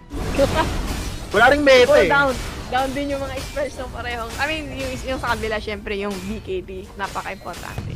Pero kita mo yung, kahit ba MIPH, 11k network lead, given, down kasi yung kanilang mga glyph. So, pag nagkapatayan ng hero rito, pag walang buyback, ang dilis din kumuha ng objective ng Neon Esports, basag kagad din. Yeah, saka kung maalala mo, yung last team fight, di ba? Like, MIPH, they kind of failed yung initiation nila. Doon nagsimula yun. When Sand King messed up yung initiation niya, he got Hex. I think hindi niya rata na-anticipate yung pinapag-pop ng BKB. Pero Clockwork? Yes, kinamit yung Overgrowth ha. Okay, Clockwork has been caught. Pero nga lang siyang Ghost Scepter to delay his death. Timber chain in. Pero merong Hex yung kanilang Timber. Let's see mga kaibigan. Hindi pa ginagamit itong Epicenter. Pero nice block. Okay, Mystic Player will connect. 2 down for the side of Neon Esports. And that is a Clockwork without a buyback. Also a Timber so without a buyback. So Skyrat Mage having this Hex, mga kaibigan. So right timing for MIPH to push this one. Walang grip fortification. Etong side ng Neon Esports fighting 5 versus 3. Totoo. Doon nag-expire na yung ages ng MIPH. DK still has no buyback. Kailangan pa nilang mag-ingat dito. Pero yun nga, walang glyph. So for sure, perfect opportunity na to. At merong Hex itong Skyrat Mage. Pwede sila magulat rito ha. Hindi natin mga kaibigan. Towers going down yata. Nandun yung Ghost Scepter for this Death Prophet. Timber so still doesn't have a buyback. So yung Clockwork. So set of racks will be destroyed. Malamang 2. Si Ken, mabilis lang itong bumasag. Okay. Kaya yung usapan natin kanina, itong composition ng Neon at saka MIPH, meron lang ma-outnumber lang, ang madali lang agad pumush given wala nang glyph of fortification. So easy take of racks. Habang doon sa may gitna, next mga kaibigan itong Death Prophet and Bell. Sa kanyang Terror Blade pops yung kanyang Metamorphosis. Let's see, he's fighting against dito kay Ken. Pero blink out lang, swift blink out for Ken. So magdi-disengage at nung side ng MIPH, okay na sila, nakakuha sila ng isang set of racks, nakabasag din sila sa gitna. Yes. Huge and very costly mistake sa side ng Timber. So, I mean, I don't know why they tried to salvage or tinry niya mag-follow up dun sa Clockwork na yon, knowing na wala siyang buyback. Diba? Like, typically, it's okay for you to be aggressive. Like, nakita mo, diba? Na-mention ko na, you have a DP and a TV that cannot follow up right away sa gusto mong initiation. So, kita mo, mag-isa siya doon, and then with an items na meron, and lockdown yung MIPH. Like, kahit na may Lotus Orb, you're not going to survive. That's really ballsy move from Timber. So, matapang lang talaga siguro si Enrique. Pero tama no? Kasi ang bilis nga nila mag-objective take. Pero ang weird eh. Kasi ilang beses ka nang na-burst down. So you know 100% na kayang-kaya kang patayin ng MIPH. And then, yun nga, you either rely on Warlock to maybe delay yung pagkapatay mo na yon. So, dahil bumuli ng Repressor Orb, itong si Terror Blade, wala siyang buyback this time. Malapat na rin mag-up yung Roshan. Kontrolado ng MIPH yung outpost. TA, ano ba ng item niya? Meron rin siyang Aghanim Scepter, so yung global presence din ng TA, no? Ishi, no? So push out yung map. Dali. So magiging playground niya na itong buong map ng Dota natin ngayon. Marapit na rin siya, level 30 na rin yata to, level 29. Pero magiging mahirap sa side ngayon, once na maburot daw na itong TV, medyo delikado nga sila. Ang maganda nga lang sa Teamfight, eto na, meron silang double metamorphosis na pwedeng gamitin after the first usage, pwede sila gumamit ng dalawa because of that the pressure orb. Yeah, and ang kailangan kasi mangyari dito sa side ng yun is they need to burst down si Rupido. Yes, sa Sand King nila. And kailangan din sobrang burstable kasi ng ng team burst sa kanang DP sa ngayon. I mean, like kita natin ang dali nilang patayin. So for sure they need to survive. Like yes, Terrorblade can deal damage, he has the pressure. Pero kung kayo na yung kakampi mo is gonna be, let's say, 1 versus 3 sa teamfight, I don't think. Ags yung clock. So meron siya tama, overclock, Temper Assassin, makikita nga nila dito. Merong refresh nga rito si Juwan, tama? Dalawang hookshot yung pwede nga niya pakawala. Na-break yung smoke. Kita nila yung Templar Assassin, swift blink out lang rito ni Ken. Itong Neon, they have to make something. Kaya lumalabas rin sila sa mapa. Given, malapit na rin mag-up dito yung Roshan 40 seconds away. Yeah, sa kagulo lang Double damage? Double damage? Tama. Diyos ko, Lord. Ayun na. Ay, di ginamit yan. Sayang hindi niya bingote. Baka ilalaban na nila. Wala na yatang bote. Ganda rin kasi ng vision nila dito. They're holding the clip, although nabawi nga lang na yung Esports yung kanilang outpost. Pero hindi kayo nagpapakita. Divine Rapier! Okay! Rapier Morgan! Ballsy move niya. Ishi, no? Double damage plus yung kanyang Divine Rapier. Okay, silence mga kaibigan. Itong si Henry Yu. Din natin si Ken. All eyes on Ken. There's the right click damage. Avatar mode with a Ghost Scepter. So hindi papasok yung mga physical damage. Ruby the board of Legion. Clockwork is down. Ando na nga yung Timber. So going into the backlines. Pero meron 4 stop given to Dragonite. Initiation coming from Ruby the mga kaibigan. Chaotic opening pero walang aabutin. Ayun lang. Yangsa. Habang itong si JG Pops yung kanyang BKB with the Dragonite. Natin yung damage coming from dun sa may Rapier ni Ken. At stun from Rupido, huli Terrorblade dun sa may backline. TB's down at 90 seconds without a buyback. MIPH pushing this one. Ito na nga si Ken dun sa may high ground, mga kaibigan. Yes, pero forced up into the low ground. Remember, meron nga siya rito Divine Rapier. Medyo delikado pag namatay nga siya. DK is out at 100 seconds without a buyback. Huli nga si Essie dun sa may backlines. Warlock is down. Lucify getting a strike. Napatay rito yung Warlock, mga kaibigan. Timber chain in by Enryu. Pero Templar Assassin, kailangan niya rito position. Rupido has been caught. 2-pan stun. Pre-hit, mga kaibigan, yung kanilang Templar Assassin stun o silence rather for this TP, pero merong Ghost Scepter to delay his death. Pero nabubuhay pa rin, sustaining himself with a Spirit Siphon. Patay rin dito yung Golem. Ang tuloy na nga lang inaantay sa menu for a wipeout. For the side of MIPH, there he goes, and with a double kill. Nag-buyback ba nga rito, mga kaibigan, yung death profit for the side of Neon Esports. Pero they might push this one dahil walang buyback. For the side na itong Neon Esports, halos lahat wala. That Teamfight, you saw the difference between lockdown and items. Like almost even the supports ng MIPH that day, ang dami nilang item. They have Blink Dagger 4 staff. So they have a lot of ways para tulungan yung core nila mag-survive dun sa damage ng, let's say, ng DP or ng Terrorblade, diba? And then na-drag out na dun yung Teamfight. Kala ko nga makaka-free si TV doon, diba? But even from the long range, grabe yung Temper Assassin. Hindi kinaya ni Terrorblade. Hindi nga no? Ayun lang one rocks para ma-megas. Still, meron itong side ng Neon Esports. Saka nag-buyout na rin yung Terrorblade. So, kumaga wala na siyang buyback. Siguro inisip. Kaso nga lang, di siya nakapag-sander. He wasn't even able to use yung ibang items niya doon sa teamfight na yun. Sayang. I think, lockdown talaga, Daddy A. Yung isa sa mga nag-hinder sa Neon dito sa lineup. Yeah, nahuli pa nga nila yung Clockwork. Nandun yung Mystic Player, mga kaibigan. Forced up to save yung kanilang comrade. So, Juwan is safe. The playing coach for the side of Neon Esports is safe. Coach pa rin ba siya ngayon? Si Sun King na nga kumuha. Grabe naman si Ken dito. Kasi, I think yung pagbuo niya ng Aegis, ng Divine Rapier, they're probably thinking na we should be able to grab yung Aegis soon, so okay lang na bilhin ko na tong Divine Rapier. Kaso nagkapalagan yung Neon Medyo, akala ko nga mahuhulog na yung Divine Rapier na yun Ito na yung magdidemolish. Kailangan natin dumepensa. So wala magpapatinag, sabi rito na Neon Esports pero lumilipad na nga si JG mga kaibigan. Alam niya na nga rito na walang glyph of fortification. One more hit for the Mega Crypts. Ayun. Dire's middle barracks. At nabasag na nga rito ni JG. Nandun na mga kaibigan. Let's see kung paano magdedepende itong side ng Neon Esports. Ayun, hindi na yata mapapalag na yung Neon. They've had enough. Let's go. Hook shot, pero huli nga naman. Pero i-hacks yung kanya, oh. Aegis of the Immortal, chaotic offering has been dropped. Huli si Rupi doon sa may backline, pero BKB gagamitin dito ni JG. Nandun pa rin si Ken. So, in-address mo na niya yung mga Warlock. Exorcism ginamit. So, was yung Terror Blade na Metamorphosis, nandoon rin. Pero, meron pa rin sila itong another Overgrowth dahil meron Repressure Orb. Papasok si Rupi doon mga kaibigan. Pero, yung buhay ng DP, halos nabigyan ha. Rupi Dorito mabubuhay pero nasa kanya pala yung Aegis of the Immortal. So hindi natin napansin pero Timber Chain in dun sa kanilang base, yung kanilang Timber. So isa pa lang naman dito yung namatay, that's a Warlock. So overwhelming blink completed for this SK. Medyo mahirap talaga yung kabuhayan dito ng ng Neon Esports. Ishi. Totoo. Wala ring clockwork so that's one less disable para sa side ng Neon. Ito na nga, pushing this one. Nabasag na yung unang tier 4. Mag-a-advance si JG. BKB ginamit dito ni Bell.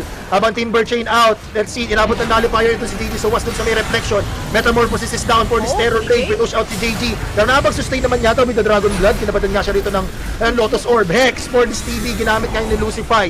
Pero still, itong side na Neon Esports chasing in. Silence yung kanilang Death Prophet together with the Timber. So si JG pumapesto na mga kaibigan. Ang gandang Barrow Strike. Napag-Timber Chain out nga lang yung kanilang Timber. So, pero nakapag-depensa pa rin itong side ng Neon Esports. Pero doon sa clash na yon, Ishi, wala kasi si Ken. Yes. Wala din si Ken. At the same time, like nakita mo, like Neon, they can deal damage. It's just that they don't have enough hold. Ang yayaman ng mga supports. Kairat with the Hex. It's just very annoying. Habol ka ng habol, Daddy A eh. Hindi ka makahit, di ba? Nakita ko nga, nag-refresh na rin si TV sa Teamfight na yun eh. Kung baga, ready na siyang humampas eh. Wala lang talaga silang mahampas doon sa, like si DK. Ilang beses siyang muntik mamatay. Just the 4 stops. Once again, MIPH. Syempre, nandun rin yung kanyang Dragon Blood. Nasustain yung sarili. Living Armor, talaga mabubuhay. Lotus Orb, daming protection dito ng MIPH. Alam mo, same scenario to eh, dun sa laban ng Execration sa Summit G. After nung kahapon kasi, alam ko marami naman nanonood dito ng mga tropaan natin eh. After nung arena, wala na. Yung TV nakaka-kite out na. Ang ganda ng kanyang damage, pero hindi niya ma-hit yung kanyang Terror Blade. Nakaka-kite out lang. Oo, lalo na. Na-nerf na yung BKB, so pabor na pabor yung mga gantong may low cooldown spell disable. 90 seconds. Take na natin mga kaibigan. Pumasok na nga sila dito. Nandun yung right click coming from Ken. Pero inabot nga siya ng nullifier. Warlock na sa may backlines. Ang gandang cogs coming from dito. At si Terror Blade nakapag-sunder doon sa may Dragon Knight. Pero yung buhay ni Bell. He's going down without a buyback in Terror Blade. Ayun nga, nag-buyback rather in Terror Blade for the side. Nga ng Neon Esports. Pero Chuan is going down. BKB has been buffed for this Death Prophet. Na-hex naman yung kanilang Timber. So, nag-buyback si JG into the game. So, 5v5 na ulit tayo mga kaibigan. Meron pa naman sila dito ng tier 4s, pero kita mo naman yung buhay rito ng Timber. So, grabe yung right clicks dito coming from Ken. Ay. They're barely on the edge, Neon. They're holding on. Ay, wala na rin silang glyph, so this is gonna be quite problematic on their end. Pero MIPH, pumasok. Yes, patay rito yung Clockwork.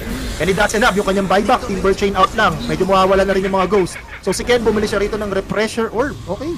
Let's see mga kaibigan. Somehow, itong side ng Neon Esports, they have yung Glyph of Fortification para patagalin na itong game. 5 versus 4 yung ating sitwasyon. In terms of Living Hero, labang dito yung side ng MIPH. This Timber so is in danger coming from the right clicks damage of Ken. Pero somehow he survives. Pero Hex 4, this Templar Assassin is holding doon sa Divine Rapier. Will be pushed out coming from the 4 stop.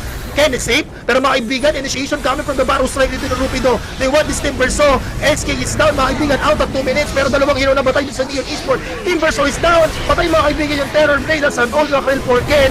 Give him the Rampage. Ladies and gentlemen, one more hit. Aabot ba sa Rampage si Proto Ken? Pero may still lang yun ni Lucify. And game number 1, nakukuha ng Made Infinite. Sayang Rampage. Sayang nga, sayang. Dito niya nakuha yan. But I think Neon has like a good idea how they want to play this game. It's just that hindi nila na-maintain yung lead nila or yung momentum nila this game. So it kind of got out of hand. Hindi kasi yun nga, di ba, nanalo sila sa early. DK also building up an early hand, first item hand of Midas. Hindi nila na-punish yun. I think those were the key factors kung bakit hindi nila nakuha tong game number 1. But MIPH, like what I said, they were very confident na kaya nilang ipanalo yung teamfight once na makuha nila or maging 6-slotted yung TA or yung DK. Yeah, there were like some questionable plays from DK, but I think that was a team play, decision making sa side ng MIPH. Alam nila na hindi pa sila lalaban, so it's just DK trying to farm, get out the base, maybe for some reaction sa side ng side ng Neon. So yeah. Comment ko lang yung ano doon Neon. No? Alam nila na yung Roshan isa sa key factor, key to victory ng MIPH. No, somehow 2 beses nila na i-secure yung Roshan, no. Kumbaga ba walang contest coming from the side of MIPH, no, Ishi, no. What if kung nakuha nila. Sa kaysa doon yung sobrang gandang early game ng Neon Esports. Kaso biglang parang nag-fall off yung graph, no. After nung early yung tier 2. Yeah, I think nakatulog yata yung Neon doon. They underestimated yung damage ng MIPH. So, yun. Nasayang yung lead. Nasayang yung advantage nila ni Aegis. And yeah, doon na sila nahirapan kumamak dito sa game. Pero I think tama yata yung tayo natin, no? Game 1. Game 1, MIPH. Okay. Grabe. Sabi sa'yo, even, di ba? Lagi game 1. O, tama din kung nag-even tayo. Wala bang duration dyan? Wala bang mga duration dyan? Wala bang duration dyan? Parang matagal ulit yung game. No? Wala eh. First 15. First blood. Ano ba first blood? Parang Neon eh. Parang Neon yung mas aggressive kaysa sa MIPH. You know?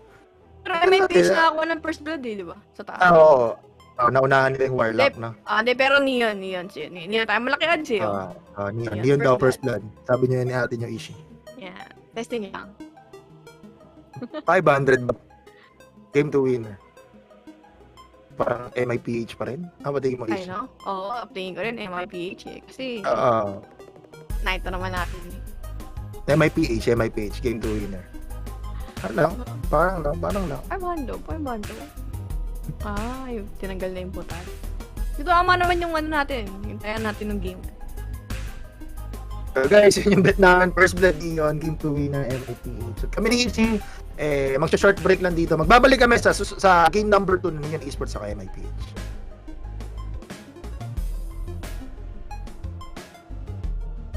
Win the most with. And we've been doing it since way back. Due to continued innovation and product development with leading professional gamers around the world, SteelSeries is the #1 brand for professional gaming gear. Congratulations, Boo wins it. The Navi to take the grand final 3-1. A lot's changed since then, but one thing always stays the same: winning.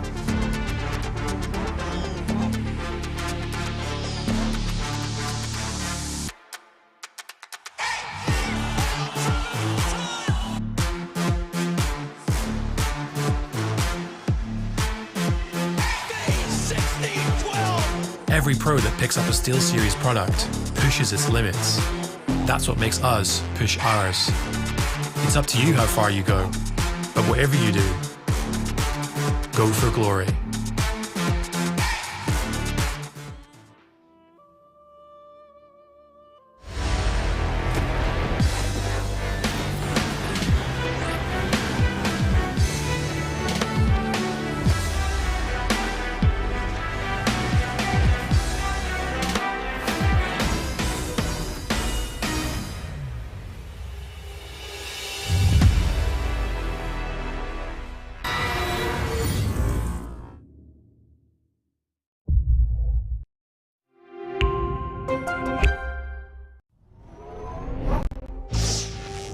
Here's a good thing about keyboards. You can type whatever you want, like for example. A bad thing about keyboards, they were made for writing emails, so when you played games, they broke. At SteelSeries, we created the first mechanical gaming keyboard with fingertip precision and sensitivity. A keyboard that could WASD its way to wins and withstand the rage of defeat. And just when it seemed like the keyboard was solved, we reinvented the technology for the first time in 35 years. Now you can customize the sensitivity of every key to suit feather-like fingers or deep and deliberate presses. so you can get your hands on a keyboard that gets your hands. Innovation is in our blood. Always has been, always will be. For glory. At SteelSeries, we solve problems. Not climate change level problems. Sorry, future generations. Video game problems. Like when gamers communicated by taping microphones to their faces. Seriously? So we had an idea. Attach mic to headset. The gaming headset was born. Sounds good, right?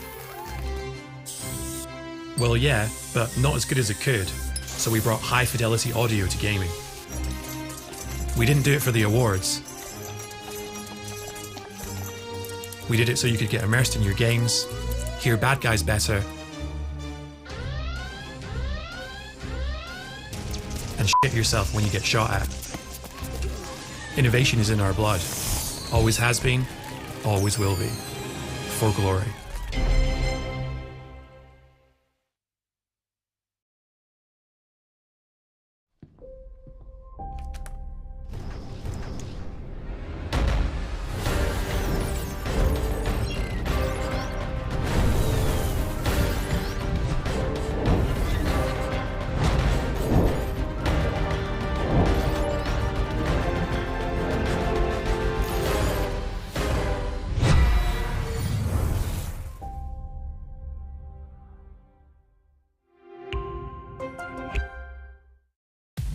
Predator X25 is the next evolution in esports displays, made for fast-paced, non-stop gameplay. This is all made possible with the next-gen 360Hz dual-driver IPS panel. These panels deliver top-tier refresh rates, so you can see on-screen movement immediately, all while maintaining accurate color fidelity, even while revving up to 360Hz. Now, to make sure that your gameplay stays as fluid as possible, NVIDIA G-Sync is a great solution. G-Sync Esports mode, though, is even better. This mode reduces latency in-game by turning off variable backlight, increases black levels via dark boost, and fine-tunes gamma levels. One of the newest tools that the X25 offers is NVIDIA's Reflex Latency Analyzer, which lets you measure exactly how long it takes for mouse clicks to register on screen. By accurately measuring the amount of latency between the mouse, PC, and the display itself, you can refine, reduce, and clear out the competition. The X25 also includes several eye care focused technologies that reduce eye strain, such as color sense and light sense, which adjust contrast and brightness based on how much ambient light the display detects in the room. You can also tailor settings to your own preferences, should you so choose. So whether you want one of the fastest displays around or to dive into esports, the X25 can get you there.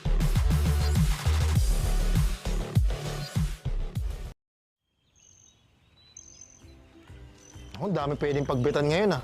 Meron tayong esports, CSGO, Dota, kaya mas gusto ko NBA, nireview ko to eh. Ang dami ko pa na ya. Saan kaya tayo pwede mag-bet? Magkano kaya? Bet mo na lahat, Tol. Lahat na. Sigurado ka ba? Tol, masama mag-bet. Oo nga eh, no? Pera na. Naku, sipin mo yung mapapanalunan mo, pwede madoble yun. Kaso, mas maganda pag double your money na, doble to pwede. Kaya mo lang yung pwedeng mawala sa'yo. Oo nga eh. Ayoko na! Kayo na lang tumaya.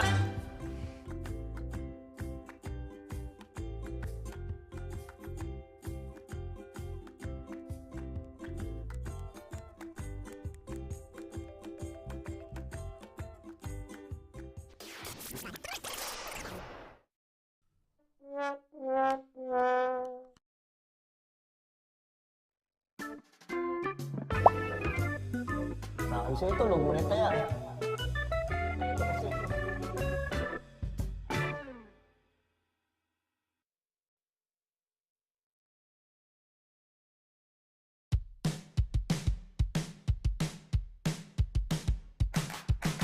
Today is gonna be a little something more. I've got a plan in mind, a special thing in store. The light bulb inside my head said, get out and play, 'cause you never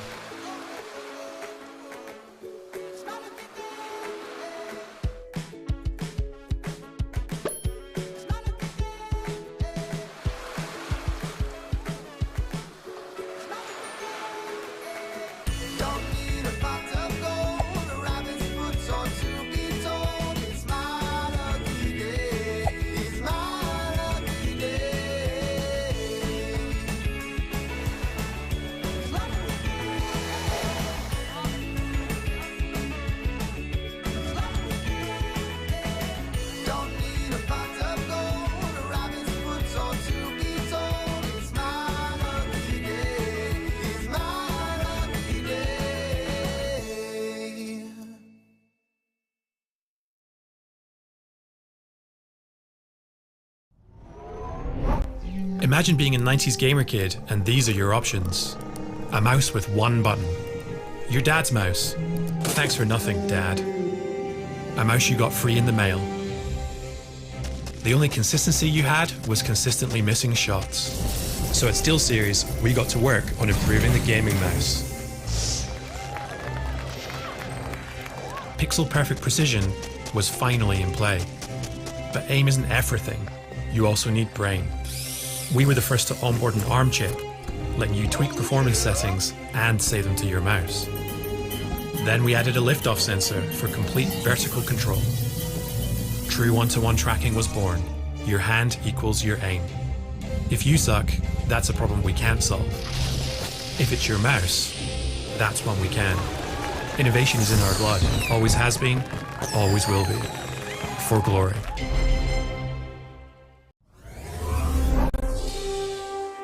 Running water, electricity, RGB mousepads. There's a lot we take for granted in life. Like how our forefathers played on dust magnet mousepads, losing games and their minds, cleaning their mouse so they could aim again. So we invented Ice Mat. Yun, tayo nagbabalik para sa game number 2 ng Neon Esports and MIPH. Tingin mo, Ishi, parang feeling ko goods naman yung ginawa ng Neon Esports kanina. Kanina ko pa pinag-iisipan. Kasi parang they're playing around dun sa may timing ng ng Terror Blade, kaya parang medyo bumagal yung tempo nila. I think okay lang naman, but parang they didn't have like a solid plan on how are they going to end the game or how are they going to capitalize yung kanilang lead na na-establish, di ba? I think they did the right thing. Timbersaw, I like the Timbersaw pick, I like the TP pick, but they didn't look as scary as they should. And sa akin na-mention ko kanina, DK built up a hand of minus. Diba, nanalo kayo ng early game, you won your lane, nakapag-establish kayo ng early map control, but then again, DK got away building a first item hand of minus. Minus, medyo nagulat nga rin ako eh. Pero kasi usually, gusto mo kagad pagka mid lane DK, ikaw magdidikta ng tempo sa team eh, di ba? Usually, dagger natin dyan, Ishi, di ba? Dagger in. Siguro kasi, dahil sa pagkakabehind nila, talo sila sa lane, ganon, Ishi. Yun nga eh, di ba? They're behind. So dapat, yung Neon, naging aggressive. Aggressive. Kaya nabubulol ako. Yan, kaya naging mas aggressive pa sila. Kailangan mas na-pressure nila. Like Sand King, di ba? He was poor. They were pressuring Sand King, DK, all of the lanes. So, yun. Tingnan natin. I think they need more communication, more teamwork, or idea, I don't know, kung paano nila itatapusin yung laban. Pero to siya, tinatin yung pick nito na Neon Esports. Siyempre, tinake note na nila i-ban out yung isang Templar Assassin. Pero yung MIPH kanina, tinitignan ko yung pag-pick ng pack eh. Tinitignan ko kung magbaban ba rito ng DK or hindi. Kasi immediately, magpipick yan Neon Esports ng DK kapag meron kang kalaban pack eh. Pero to, Wyvern, Snapfire, and Void Spirit for the side of Neon Esports. MIPH, Sopak, and Mars. Thoughts mo dito sa mga picks natin? I mean, yung Neon, with their pick ng Winter Wyvern, I'm actually looking at dito sa previous games na maybe they had some Wyvern game or baka may nalaro na silang strat na to. Pero wala eh. Wala silang Wyvern pick dito. So, I don't know, this is probably something they cooked up sa scrims or sa practice games nila.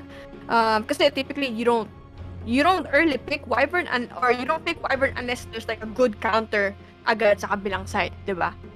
Siguro, isa rin tong it's kind of the same mechanic as tawag dito Warlock kasi they're both reset, they're both counter initiate, 'di ba? It also goes through BKB. Ayan. So, but then again, yun nga lang, mas mahirap nga lang yung execution nito or mas madali nga lang siya mapatay kasi like the range, yung laning phase niya, he doesn't provide or he's not as strong kumbaga for position 5. Yeah, ayun nga, no? So, medyo bagay. Meron naman sila ditong stun. Kasi na Snapfire. Naniniwala ako, Ishi, na parang ganda siya as a follow-up pero hindi yung immediate initiator na yun ang gagamitin mo. Hindi, pang follow-up yung maganda. Meron naman sila itong Remnant. Pero parang hindi pa rin ganun kadali patamaan. So, Beastmaster. Yeah. For the side of Neon Actually, kay sino ba yun? Si Leslaw yata yung nagsabi yun kanina dun sa Quincy game kanina after ng interview na he thinks that Beastmaster is actually one of the strongest heroes sa natin ngayon just because he provide vision, the timing is just really great, BKB piercing, yung laning pace, and also it buffs up yung timing ng core mo, diba? O yung teamfight nyo in general. And since nakita mo naman yung lineup dito ng MIP, there's not actually a lot of hero that punishes si Beastmaster yet sa isang lane. We still need to wait out yung carry dito ng MIPH. Pero yun, well, with those reason, I think he is pretty good sa ngayon. Parang ang ganda rin ng Void Spirit sa kanila, no? Sa side ng Neon Esports, no? Meron silang pang-catch dito sa mga supports ng MIPH. Kaso nga lang, syempre, nandun yung Dream Coil against dito sa may Void Spirit. Yeah, it's just, you know, it's just one of those heroes that's good versus Fox since in early pick siya ng MIPH. Ang isang inaano ko dito is hindi ganun ka-priority yung Tiny sa laban na to. I feel like on some regions, typically na pa-first base ban siya, pero ngayon, I mean, it makes sense naman din yung ban sila dito. Dawnbreaker saka si Marcy. Kanina si sino bang naban? Si Mars. Si Mars pala yung na-ban kanina. So ayun, binan nila si Templar Assassin. And then kinuha nila si Mars. Parang gusto ko lang dito yung hero na magbibigay ng damage for the side of MIPH. Nandun na yung setup eh. Meron ka ng arena, meron ka ng agad Dream Coil eh. Nandun na kagad yung teamfight rito ng MIPH. Parang all-in carry. Yung magda-damage dito. Sino bang mga pwede? 5 seconds TB? Yeah. Though na is quite annoying. Laning versus Beastmaster. Beastmaster, ano to? Ayun pala. Siya na pala. Nag-pick na yung jag. Faceless Void. Choose your hero. Okay, Void. Kisses Chrono. Meron naman silang combo. So, meron Pins Grip. May patulog din pati. Okay. I mean, I think yung draft na to, it's much more even, I would say. Kasi both teams has really good team fights. They had some good initiation, counter-initiate. They both have good carry. Pero I think I like Void overall sa draft na to just because like yung time dilation is really good. Alam na kapag naging maganda yung kanyang laning pace, and also he's not that worried. He's going against Jug. Jug also doesn't have like a farming tool. So kumbaga medyo even yung matchup niya on that end. Pero yun, I guess pagandahan ng initiation. Siguro, ito nakikita ko sa Faceless Void Ishii. Merong arena, merong coil, pero after that, parang wala na silang pang-catch sa may Faceless Void. Siguro, ma-silence ng Phantom's Embrace. Matulog. Actually, Puck is one of the heroes that has a really good burst damage kay Faceless Void kasi pwede siyang i-follow up ng Inkswell, silence, so like those things. Kasi si Void kasi, typically you wanna go for Mael, either you offer MOM, or maybe not MOM, din yata siya gano'ng kagandahan niya. Manta style or BKB, yung mga gano'ng klaseng item. Pero yun nga, since ang bagal ng farming niya, so mas maraming chance na makapatay yung MIPH sa Faceless Void, whereas sa Faceless Void, ayun. Pero kasi pwede mo rin sabihin, maganda rin yung pang-catch ng Neon sa Juggernaut eh. They have 2 BKB piercing spell. They have yung Blade Fury TP out, diba? They have Curse and they have Roar. Yun. So pareho silang may magandang counter sa carry nila. How about yung objective taking? Parang siguro kung nagkaroon na super team Beastmaster, mas maganda yung sa side rito ng Neon. Naisip ko nga yung yung sa laning pace parang magkakatalon. Ayun, sa isang malaking factor yung laning pace nga. Pero ito guys, pwede pa kayong mahabol ng bet sa pnxbet.io. Medyo nagugulan din ako sa drop ng magkabila. Pero still, they have yung dalawang hard carry. Siguro, yung Faceless Void sa opener. Hindi pa naman siya ganong kalakas na hero. Kailangan pa rin niya ng mga specific na items to work out. So, they have yung Chronosphere. Meron naman sila meron silang isang spell na pwedeng pumasok inside that Chronosphere. Siyempre, nandun yung Mortimer's Kisses. Position 4 naman tong Snapfire. Tingin ko, may hit naman niya yung magandang level. Kung maging maganda yung lane ng Beastmaster at saka Beastmaster Snapfire combo. Oo. Isa maganda rin kasi yung Juggernaut isa yun sa mga wombo combo, 'di ba? Inkswell, Blade Fury. Oo, tama. Oh, 'di ba? So pareho like I just hope na ilagay nila si Grimstroke sa Juggernaut because I feel like hindi nga may base elemental pala. Tama. I mean okay lang naman din. Pero I think mas idea lang 'yon just because you have Stroke of Fate, it's a really good wave clear doon sa mga alaga, 'di ba? Alaga, ayun, tama. Ni Beastmaster. So, ayan. Pero, siguro, just prioritization. Kung anong lane yung mas gusto nilang manalo. If they want, like, itong lane ni Mars na game mas maganda.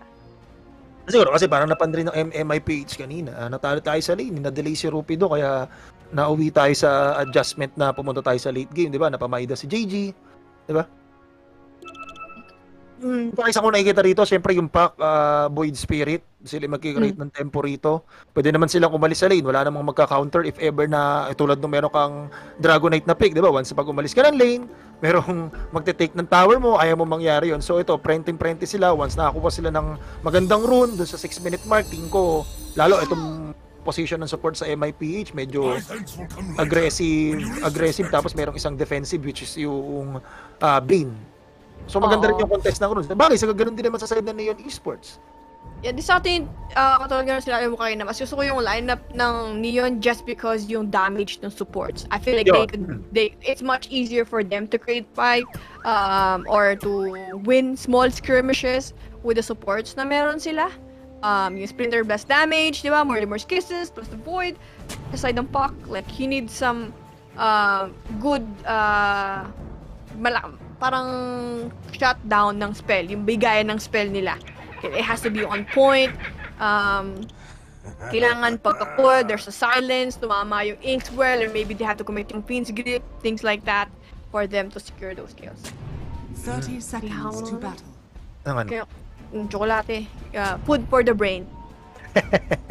Pero wait lang natin. Nako, nakita ni Gigi na naglapag na nga ng ward, no? So naspatan nga niya na, pero wait lang natin si Ate Ishi, mga kaibigan. So mag-up na yung ating mga bounty rune. Shoutout nga pala sa lahat ng tropa natin dyan sa Facebook, YouTube at saka Twitch. This is the game number 2 ng MIPH Neon Esports Series. Game number 1 natin. First blood tayo, MIPH, pero tingnan natin mga kaibigan. Yes, sa Neon tayo na bet ng first blood, pero yung spin ni Ken, hindi na nga siya rito hahabulin. MIPH nakakuha na nga 2 bounty rune. 2 rin sa side ng Neon Esports. Pero ito na nga, Ishi. Balik na sa ating lane. Ang kinagandahan lang dito, piling ko, na-spot ni Pak yung wards dun sa may mid lane. Kaya na pa niya tinatambayan yung mid lane tower eh. Pwede, diba? Kasi bigla siyang hinit eh. Nakuha niya yung aggro ng tower paglapag nung Void Spirit ng wards. Namili ng sentry ward si Snapfire. Ba't si Snapfire? Tama. Hindi, pang ano yata yan. Pang black. Shoutout nga pala kay Mr. 50K, Luigi David. Uy, grabe naman si Luigi David. May natanong nga pala ako sa'yo kanina, Luigi David eh. Mamaya, re-replyan ko yung reply mo. Tulog ka na yata eh. Kanina eh. Ewan ko ba tulog ka? Ewan ka na po yan kay Luigi. Diyos ko po. Oo nga eh. Ang laki ng tinama. Gusto ko eh. Number 1 fan daw siya eh. Pero tulog siya. Ang mabigat dun, no? 2014 pa siyang fan, no? Kaya yung EG ata, hindi na manalo-nalo. Kaya nga eh, kaya may kasalanan. Parang feeling ko dati lumipat na yata si Dark, baka OG na susunod, no? Pwede, Wag, 2020 sa OG, wag. Maiba naman, no? Ano ka na sa di kilalang team? Gaming Gladiators. Doon ka sa Fed, dakat, mga Kaya nga mga team sa NA yung binabanggit ni Ishi, nagko-compete niyan sa kanilang division. Going back to the game, medyo pulado yung dalawa. Kahit mag-compete yun, 3 lang yun. Hindi, yung nouns, actually, pwedeng palag-palag yun yung nouns. Pwedeng, bumasag yun ng parlay. Typically kasi, sa NA, diba, yung 3, Quincy, TSM, saka EG, maglalaban sila sa 2 slots. Feeling ko ngayon, may isang for sure na papasok, tapos yung 3, kung sino, announce yung isa, feeling ko, announce yung isa, tapos yung 2 na yun, maglalaban sa last slot ng NA. Parang ganun, feeling ko, mangyayari sa NA. Feeling ko lang naman. Parang kaya pag nakapasok yung dakat, no? Hindi mangyayari yun. Sanlao ba yung bayat lupa namin? Siguro pag lumipat yung mga players sa dakat, pwede pa. Pero nawala na rin kasi yata yung isang player dun eh, kaya hindi na sila ganun kalakas. Pero Ishi etong si Ryu, tumatamo ng damage. Na-chetty pa yung alaga na isa, nalasit pa nga rito ni Ken. Pero kaibigan, etong Juggernaut, maganda naman yung CS97.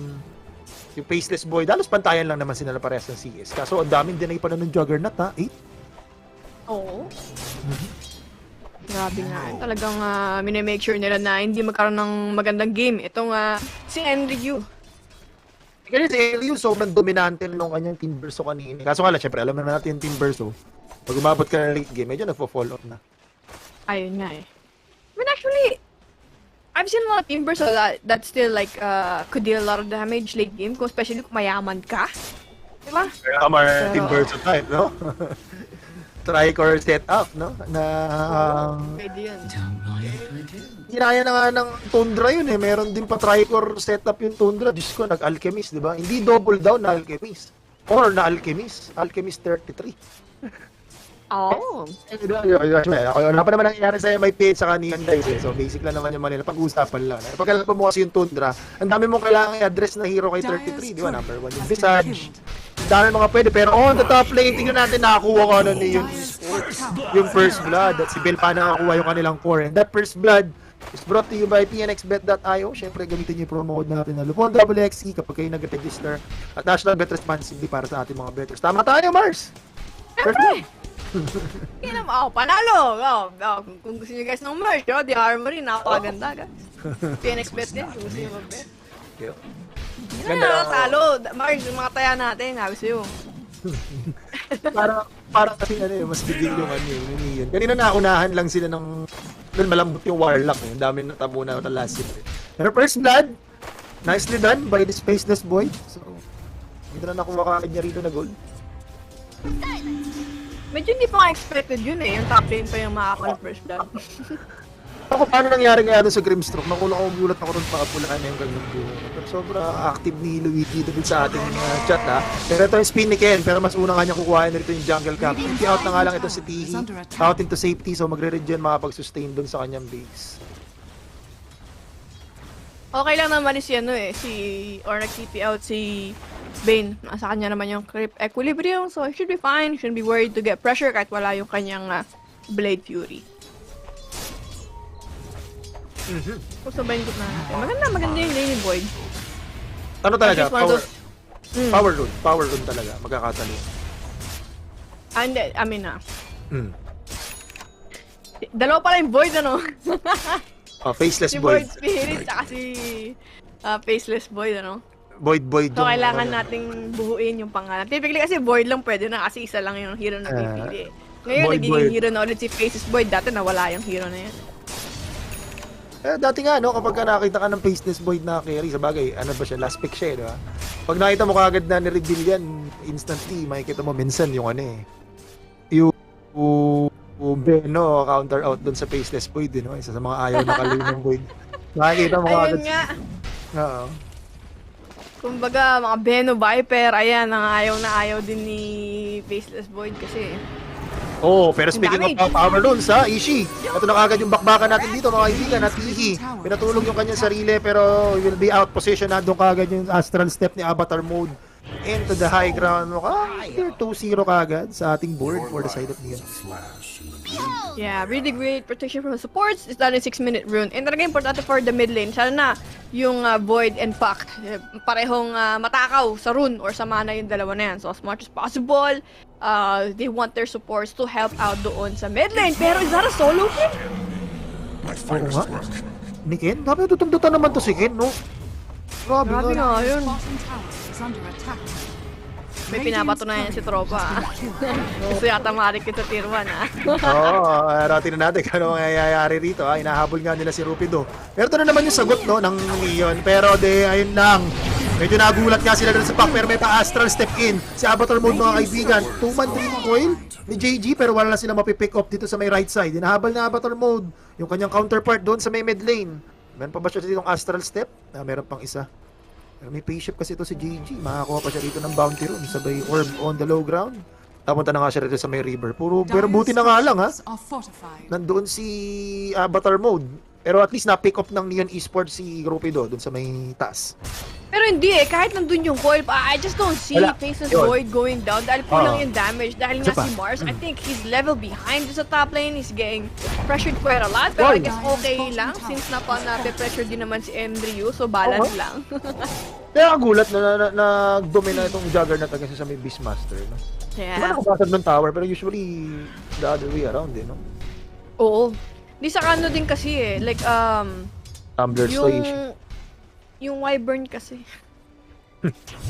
He's not a strong position 4. Like he doesn't provide like yung pressure compared sa let's say sila Marcian Ganda. or let's say sila Grimstroke or kung sino mang position 4, 'di ba? Like sila Tuskar, Earth Spirit, whatever. Like those here, hindi ganun pareho yung pino-provide yung Winter Viper. Like sobrang gastos niya sa mana, yung Arctic Burn niya, ang tagal ng cooldown, 'di ba? And then yung heal. So like he really can't help out. Yun lang. Oo, may nahuli nga sila ron ng arena. And that is the Snapfire. Radiant are scanning. Oo, gumanti na nga si Rupido dun sa may taas. Medyo gigil na si Kuya mo. Kanina pa siya napapanish at nabibigyan. Dire's middle tower Parang ang ganda is nung under attack. rune na hawak rito ni JG. Although spotted siya rin ng deep ward. Grabe talaga tong no? Neon Esports sa mga warding, no? Yeah, and this is quite Early problematic. Si Enryu, he should have his roar soon. Ayun, kala level 6 lang. 8 minutes into the game, that's the part na alam mo na behind na yung Beastmaster mo kapag 8 minutes na wala pa siyang level 6. Kasi yun nga sabihin ko, like imagine kung nakuha ni Enryu yung maaga niyang level 6. Since mayaman si Void Spirit, pwede siyang nag-rotate sa bottom lane and they could have probably secured yung kills sa baba. They just have enough first damage. Pero Na speaking para of- patayin si Jug. Pero speaking of Void Spirit, nandun sa may baba, na-silent, sinalubungan niya ngayon yung Phantom's Embrace. Pero mayroong Electro Remnant, let's see, nako si Enryu. Too much punishment into this game. Level 6 nga lang siya rito, counter dun sa may level 8 na Juggernaut. See, this is the hard part, diba? This is hard when you Oo. don't have a tier 1 tower. Like, what's supposed to happen is, syempre, sobrang yaman ni Ken, he's diving deep into the tier 1 tower, and then mag-TP si Void, and then they could punish si Juggernaut. Like, yun yung, like, best scenario or typical scenario na makikita mo, diba? But, since, nabagsak agad yung torre ng Neon dito sa baba, kahit na gano'n kayaman yung Void mo, but yung side lanes mo naman or yung Beastmaster mo doesn't have any spells or doesn't have any items para makapag-create ng pressure, wala, mahihirapan si Void, Faceless Void na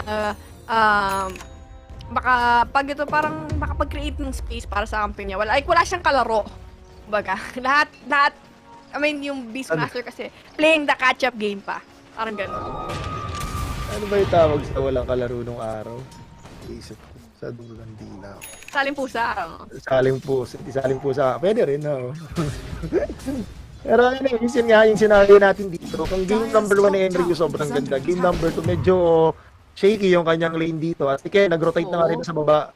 Ay, sa may taas. Tignan natin mga kaibigan. Pero may parang i-brought down itong isang Faceless Boy dun sa may top. Mukhang tatatluin niya nila. So, tricore ng MIPH, facing itong Faceless Boy, pero parang tower lang yata ang gusto rito ng MIPH. Radiant's bottom tower is under attack. Pero, kaya abandon na kaya ng MIPH itong baba. Sayang naman yun ang establish. Hindi ganun na ng libre. Eh, tama pala si tropang Chinese yun eh. Di ka ba eh? Radiant's bottom tower is under attack. Hindi, yung balagong naman kasi yun yung kinakawawa. Oh, Chrono Spear, dito sa may Mars, mga kaibigan. There's the Mortimer's Kiss, kaso 3-man, 2-man. Ano na, Dream Coil, sabay Silence, nga, sabay dalawa. Inabot yung dalawang supports, magkaside dito ng Neon Esports. There's a spin ng Juggernaut. So parang makakakaya na si Gen, oo, kaso ano, nakapag-home slash. Pero mapipick up pa rin nila, medyo huge kill to, ha? Yes, that's actually quite a big mistake inside ng MIPH. They probably thought na okay sila sa trade, tower per tower, pero hindi nakuha ng Neon ng mas mabilis yung tier 1 tower sa baba since they do have the Beastmaster and Inner Beast. Tapos yun nga, Chronosphere, Counter Nishiga, they have Roar, they have Void there. So yeah, saka ang ganda nung timing ni SE dun sa pag-cookie niya pagkatapos ng spin. So yun, I mean, na-nightmare pa nga si Void dun but still, really great decision making for Neon. Ayun lang talaga, no? Yung power nung isa rin yung Cold Embrace to buy time, no? Yeah, Cold Embrace, hindi saka ano din ang ganda nung na-target nila, like, si Mars kasi kapag nakapag-arena, like that's the damage, right? Arena, spear, and then follow-up na lang si Pac. But since unang ang ginawa nila or kinuno niya si Mars, kahit na nandun yung coil, they wouldn't have enough damage. Kaya na-force na si Juggernaut na mag-rotate dun sa taas. Pero ito mid lane tower, ang target nga mga kaibigan rito ng MIPH. Side of Neon Esports, Pops, yung kanilang Glyph of Fortification. There's a level 10 Void Spirit lurking around doon sa may backline. They don't have yung Chrono Spear dahil yung Princess Void. Nagpa-farm lang doon sa may top side. So, meron sila sustain coming doon sa may healing ward. At yung kanilang tower, almost 1/4 lang yung health. JG committed yung kanyang Dream Coil, pero merong save mechanic yung kanilang kakampi for the side of Neon Esports. Cooking for this Wyvern, pero yung mid lane tower will go down. Pero MIPH, gandang control for them. Pero still yung lead natin, in terms of gold, slight lang for the side of MIPH. Yeah, I mean, at least nakakakuha sila ng tier 1 tower.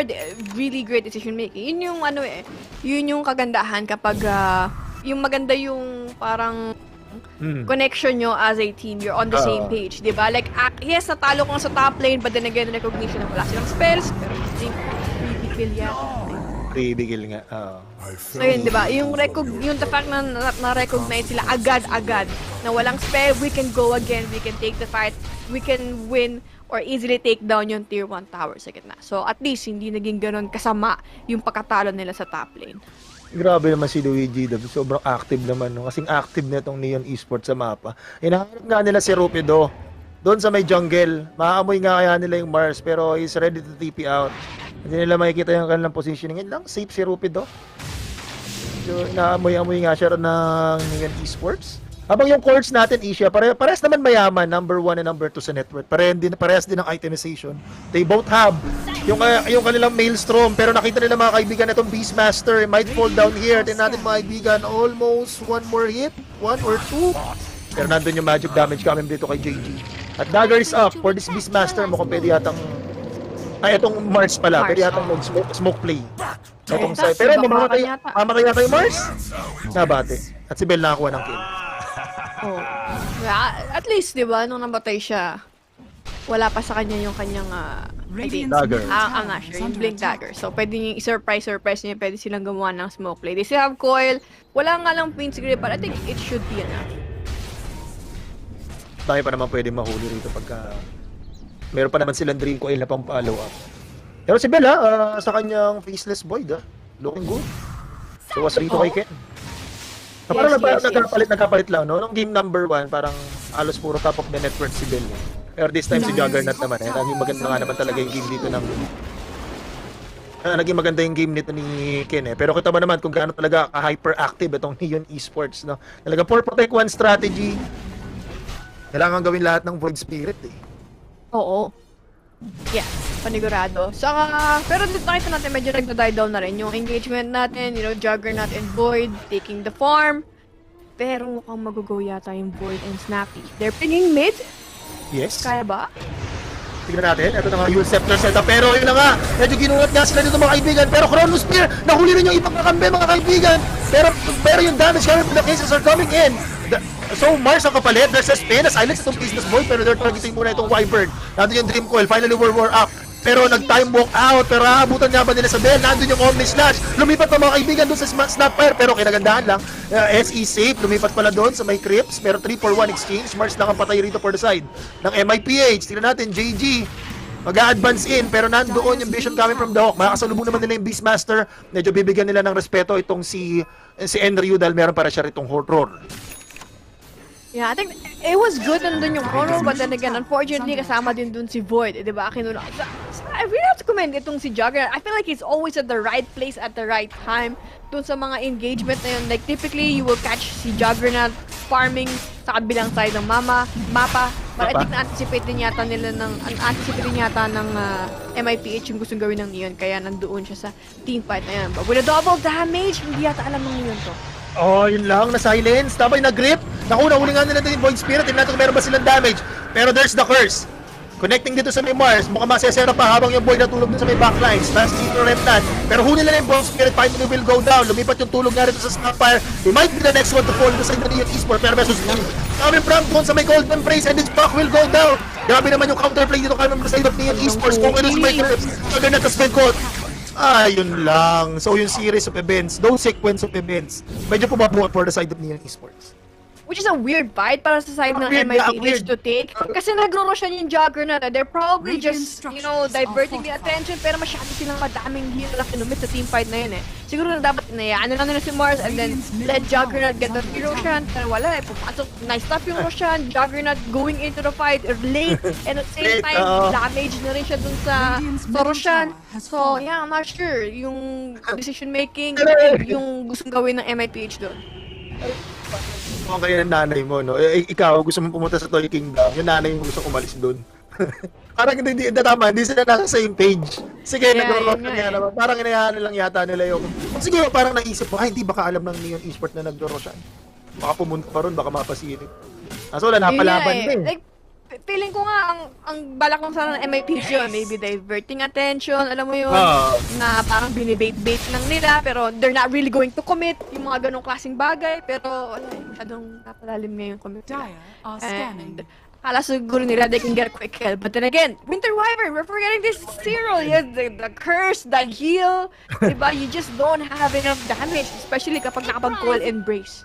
Yun, tama ka. No? Kung merong patulog itong kabila, itong side ng MLP, ready naman sila dito para mahuli yung Void Spirit, mga kaibigan. Pero nandoon, ang Soulbind, let's see mga kaibigan, abang Faceless Void will come in. Ipaps yung kanyang Chrono Spear, pero nahuli yung papawalan ng multiple spaces, papatulugin yung Void.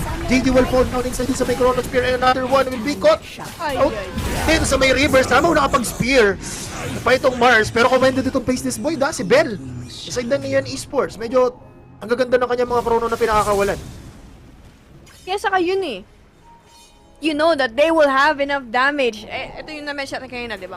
It's just yung supports ng Neon, they can provide more damage, even like yung malayo.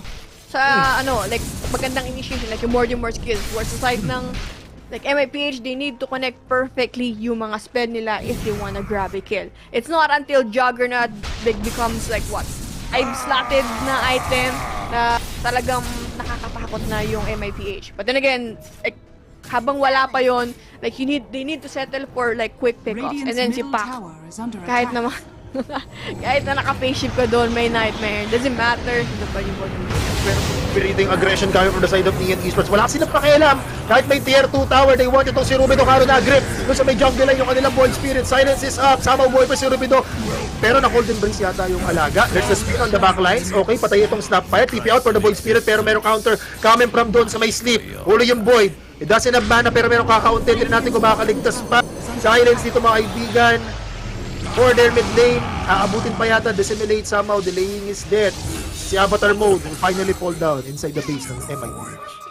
Like both of them are really pushing their luck. Oo nga eh. Parang MIPH, nakita mo, di ba? They really wanted to take the fight, caught off guard yung Neon, and all of a sudden, sila yung nadihado, napahamak. Yung Neon din naman, ang ganda na ng teamfight nila. They were able to grab Mars, hindi nila na-burst down si Void or masatapan si Void just because there was a cold embrace there or something. Pero wala, lumalim pa ng dive ang kuya mo. And wala pa tuloy silang nakuha ang objective dun. Daw ko na ng easy tier 2 tower kung di siguro sila nag-assume. Uy, ganda. Lincoln Spear. Okay. So tama, hindi nakapapasok yung grip. So paano pagka na-soulbind? Didikit lang. I mean, pwede. Pangtanggal mo. Meron pa naman silang Phantom Embrace. So I think they have a lot of spell pang cancel. Bagay, no? Saka yung Enfeeble. Diba? Yun, Pwede rin pang cancel.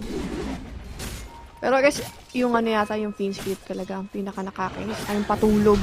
Kahit Phantom Embrace din nakakainis yung para kay Void eh, honestly. Kasi hindi ganun. Pangit din kasi attack animation ni Void eh. Yeah, so, tama. like, imagine mo, like, 2-3 hit, tapos kung kukunin mo pa yung talent, at tagal mong papatayin yung Mumu na naka-hug siguro kasi naisip niya, kung mag-BKB siya, tatagos pa rin naman dito yung grip. Oo. Dire's middle tower is under attack. Parang yun talaga pinakakalaban. Hindi, marami talaga siyang problema. I think, what makes Neon draft work is yung kakas na pa rin yung bonus year niya. Kasi laging yung Mars eh. Laging yung Mars na kokot off guard eh. Napapansin natin, di ba? Saka, maganda, sa kampante siya, they have a reset. Which is yung Winter's Curse. Saka Golden Blaze din. Natin ang game number 2. Bakit? Yung game number 1 din naman. Nakita mo talaga yung pagiging match na tong dalawang team na to eh, no? Si Bell, yung kanyang mga Chronosphere lang talaga rito. On point sa mga target na dapat papatayin. Although kanina solo yung pack. Pero yung pack kasi malaki ang role nun doon sa may teamfight kanina. Kaya kailangan mo kagad i-out si pack. Pero kahit parang nakakahabol pa rin naman si Pac. Like, you gotta give it to MIPH. They're still, after having quite a lot of mistake, they're still there. Dikit pa rin yung net worth natin dito. Diba? Pero, let's aangat nga sila dito. They found itong game stroke. Pero meron nga lang Limber Cape. Wala silang detection mga kaibigan. Namangat sila doon sa may high ground. Dissimulate has been Pac. Pero nahuli nila etong Pac doon sa may left side. Pac going down. JG's dead. Together with the Bane. So wasted arena. Doon sa may triangle nung ating nakita, especially meron tong inner base, so madalis lang itong mag-take ng Roshan. Yes. So 40 seconds without buyback, so they should be an easy lane, easy Roshan, wala ding arena. Itong si Rupido. Ewan ko ba't naiisip ko Rapido. Flip top parang nga sabihin ko yung pangalan niya, nagdadalawang isip muna ako. Nag-hesitate ako. Ay, oo, tama. Sa flip top nga pala, yun yung pangalan. Hindi, pero saying din kasi yun, di ba? Parang Spanish yata, Rapido. Mabilis. Tama ba? Radiant's top tower is under attack. Alas 11 na natamaan niya yata ng gabi yung utak ko. Pero si Pac. Sa gitna, clear lang. So, Void Spirit, sobrang gandang item niya into this game. Naku, laki ng problema ng mga supports niya. Nandun yung time dilation. Bell will dive in. Interface ito ni JG. Nandun yung Arctic Burn. Ako po, Diyos ko, dahil ang daming intindi nito ni JG. Ako mamamatay. Ang problema rin sa phase shift, no? Yeah, just one of the best counters. And at the same time, maganda rin naman si Pac versus Void, diba? Yun nga, it's just that one specific spell na sobrang ganda versus kay Pac. And now, within ages, they're going to siege high ground. Yung inner beast. Okay, napalibag. Yung scepter setup. Na-pull back pa mga kaibigan yung kanilang pwede magbigay rito ng teamfight. Rupido going down. At yung kanilang Mars, yung kanyang buyback. And finally, nag-commit na nga rito ng Glyph of Fortification itong side ng MIPH. Now it's up to them. Kung magti-teamfight nga ba sila dito, May double damage yung Jug, Yes, naka-double damage just to spin. Still, itong si Bell, habang yung kanyang Aegis of the Immortal, na-proc yung kanyang Lincoln Spear, may follow-up rin doon na silence. Di natin kung magkukomit sa Kenzo sa may backlines. Okay, na-proc nila yung Aegis of the Immortal habang yung Void Spirit jumping into the back. Habang si JG into this fight, there's the Arena of Fires plus, yes, iwan na nga sa Dream. Habang chasing itong si Gigi doon sa likod, free nila si Chuan. Ewaps yung kanyang cold embrace. At si Ken, still moving forward. Yung with the swell, meron pa nga ba silang aabutan? Pero gandang depensa ng doon na MIPH. Yeah, but why would he time walk in? Ayun nga isa pa. Diba, he put himself in a very awkward situation. Kasi syempre, nag-time walk in siya, so bumalik siya ulit doon. So for sure, Juggernaut, I can deal damage sa hero na to, walang time walk to, diba? May cold embrace, but then again, you're forcing your teammates na i-commit yung unnecessary spells just because sa one spell, one skill na ginawa mo na yun. And all of a sudden, kaya ba? Yes, meron pa rin naman Chrono Spear. Itong si Bell. Yeah, but again, that could have been their opportunity para makapag-siege ng high ground. Maybe secure at least a tier 3 towers. Pa-cooldown parang si Pac doon yun. Para si Ken, naku po, naroon nga siya rito mga kaibigan. After the mistake nga ng Faceless Boy. Parang nakalimot yata si Ken na meron mga BKB piercing ability, especially yung roar, makakontrol ka lang talaga, mamamatay ka. Kita mo naman, double ultimate yung kilomit sa kanila, pero okay lang. Napatay nila yung damage dealer for the side of MIPH, pero that Juggernaut has a buyback. Yes. Pero good thing for the side of MIPH na push yung creep wave, so it's not so hindi pa sila makakapag-push yung Neon yet, even though they were able to grab a kill. Wala ring Aegis of Immortal, so wala mong objective. But still, kung yung pagkakamali mo medyo gumagaan dahil napatay mo yung Juggernaut. Pero nga, parang nag-overstay yata si Ken doon Na-commit niya yata yung tingnan mo, diba? Kanina around 3k na lang yata yung net worth lead ulit ng Neon. Lumamang ulit ng 5k, diba? So, saka your Jug versus Faceless Void. So, syempre, Jug is dead. Your Faceless Void is farming. So, advantage ka on the Piniping. May hook Mahirap. Tayo mababasag talaga to. Easy take off to, no? Easy peasy pick off. Radiant's bottom tower. Okay, Ken will be up 8 seconds Yeah, from but I don't now. think they can see high ground. Wala silang AGs. I don't think they unless they can get a important kill, maybe. Tapos force buyback lang, ganun. Pero not yet. Aasiman daw ng carry, sabi ng chat natin. Bakit? Bakit ba mainit sa Pilipinas ngayon dati? Regeneration. Ay. Uy, nakita ko pala yung post mo nga bumabagyo. Nag-uulan ba sa Pilipinas ngayon? Tapon yun, sobrang lakas ng ulan. Nakagulat ngayon. Nakita ko lang, May bagyo ba? May bagyo? Wala yata. Hindi ko rin sure, pero nakita ko lang yung sobrang lakas ng ulan. Uy, ingat kayo guys. Stay dry. Bigat doon, stay Siyempre, dry. maulanan, di ba? Radiant's middle tower is under attack. Oh, pero nakasmoke niyo. Let's see. Doon, dami kasi nilang pang setup eh. Nandun pa rin yung Winter's Curse eh. Yeah. Oh, jumping into the backline. So, huli nga nila itong kagad ni Grimstroke. So, undali. Lalo meron ng Aghanim Scepter and Yule Scepter. Itong Yule Scepter Divinity, itong Void Spirit. So, wala siyang takot na jump into the backlines. Pero kita mo naman ayaw talaga nila. Sayang! Abutin pa ng Na-dodge. Rock Dive. Oo. Uy! Napakita. Hala. Silence. Yule Scepter.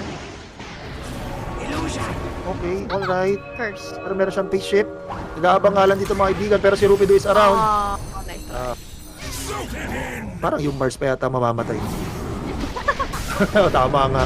Tama nga ang ula natin sa banga. Ayun lang. Kaya nagsabi. Ano yan eh, sabihin niya, bro, what are you doing? Kaya ko mag-survive, bakit kailangan mo tumulong? Yung mga ganun eh, di ba? Or kung mahuli man siya, like, that would be his fault. Pero again, pa ng... Wala nang buyback yung Mars, wala silang ditong glip. Up na yung Chronosphere for the Neon Esports. Like, parang... yung mga ganung play, daddy, ano yun eh. Like, bro, you don't need to help me. Yung mga ganun, kasi I can survive, di ba? Kung mahuli man ako, mas madali na mag-survive pa rin. Mas mataas pa rin yung survivability ni Pac kasi ang dami niyang spell compared to Mars.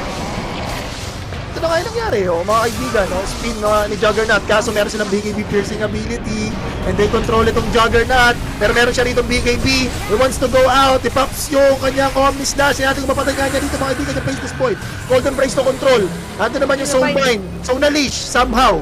Itong Void at saka yung Void Spirit. 18 seconds bago mabuhay si Rupido. Okay, nabash. Yung Grimstroke. Pero ang daming sentry ward na rito na nilapag. Tower lang yung nabasag rito for the side of... Ay, di ba? Makakapag-rock. Daddy, boy na si Mars. Pero, yun nagdidepensa ron, si Ken lang, no?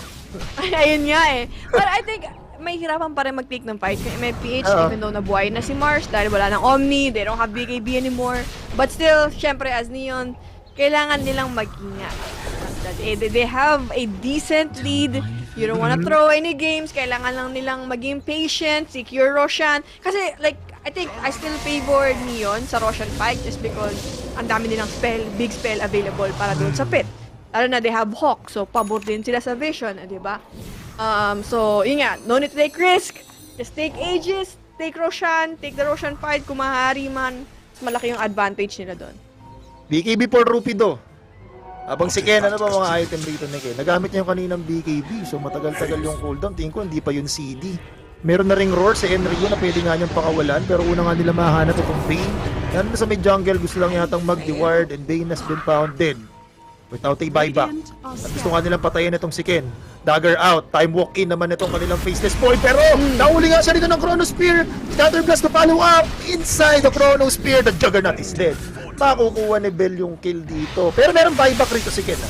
Naki-commit nga lang dito yung Chronosphere. Up na rito yung fortification rito for the side of ML. Yes. So, then kailangan niya i-commit ni Juggernaut yung buyback niya. I mean, it would be great kung hindi, kung makakagawa ng play si Mars and si Pac dito. Ma-force maybe yung... wala palang BK dito eh. Pero ang hirap na. At tingin ko kaya to si Bell. Tinan mo. Ayun nga lang, meron nga lang may rewind eh. Meron na siya. Wala akong blink yung kasi, wala yata, may blink ba yung Winter Wyvern? May blink yung Wyvern kasi. Diba? Pero, may Juggernaut, pero Golden Place na sustaining yung kanilang core ng Faceless Boy. Pero nandun sa Sunlight, ito yung double grip, yung Gold Spirit, together with Faceless Boy. So, Void kung nahuli rito mga kaibigan. Spin core ng Juggernaut, Fnatic mahuli nila yung Void. Pero yung SQ Winter Wyvern, inaabot naman rito ng Spear of Mars, Dissimulate, may Astral Step, TP out for Avatar mode, kaso he has been caught, parehas out at 70 seconds. Yung Void Spirit at yung Baseless Boy. Pero yung itong si Chuan, still being chased sa may 3 lines. Silence is up for this Winter Wyvern. So wala makakatago siya sa may terrain Inaabol siya rito ng Pac and JD. Once, this pesky Winter Wyvern, kanino ka pa rito, Golden Brace. Pero sobrang gandang spear into the Inkswell for the opening dito kay Rupido sa side ng MIPH. yes, the bind connecting to the 2 Void Heroes plus yung Fiend's Grave. I think that sealed them the deal. Diba? Sabi sa'yo, they have enough damage to burst down si Void. Yes, you had some follow-up with the, like a Winter Wyvern, like yung Golden Brace, but that didn't matter. Kasi wala nahuli yung Void saka yung yung Faceless Void. Hindi. Si Void Spirit. And kasi si Void Spirit lang yung hero na pwedeng mang-cancel nung Fiend's Grip, especially dun sa backline. But since nasama siya dun sa bind, nasama siya sa Fiend's Grip, and nahuli pa si Bane. Yun nga gusto niyang orasan yung Roshan, pero parang nakakalimot yata siya na merong hook tong Beastmaster. Yeah, but yun, the fact na si Void Spirit yung nahuli sa bind plus the Fiend's Grip, kaya walang nang cancel doon sa backline ng MIPH. So, yeah. Wala pang patch.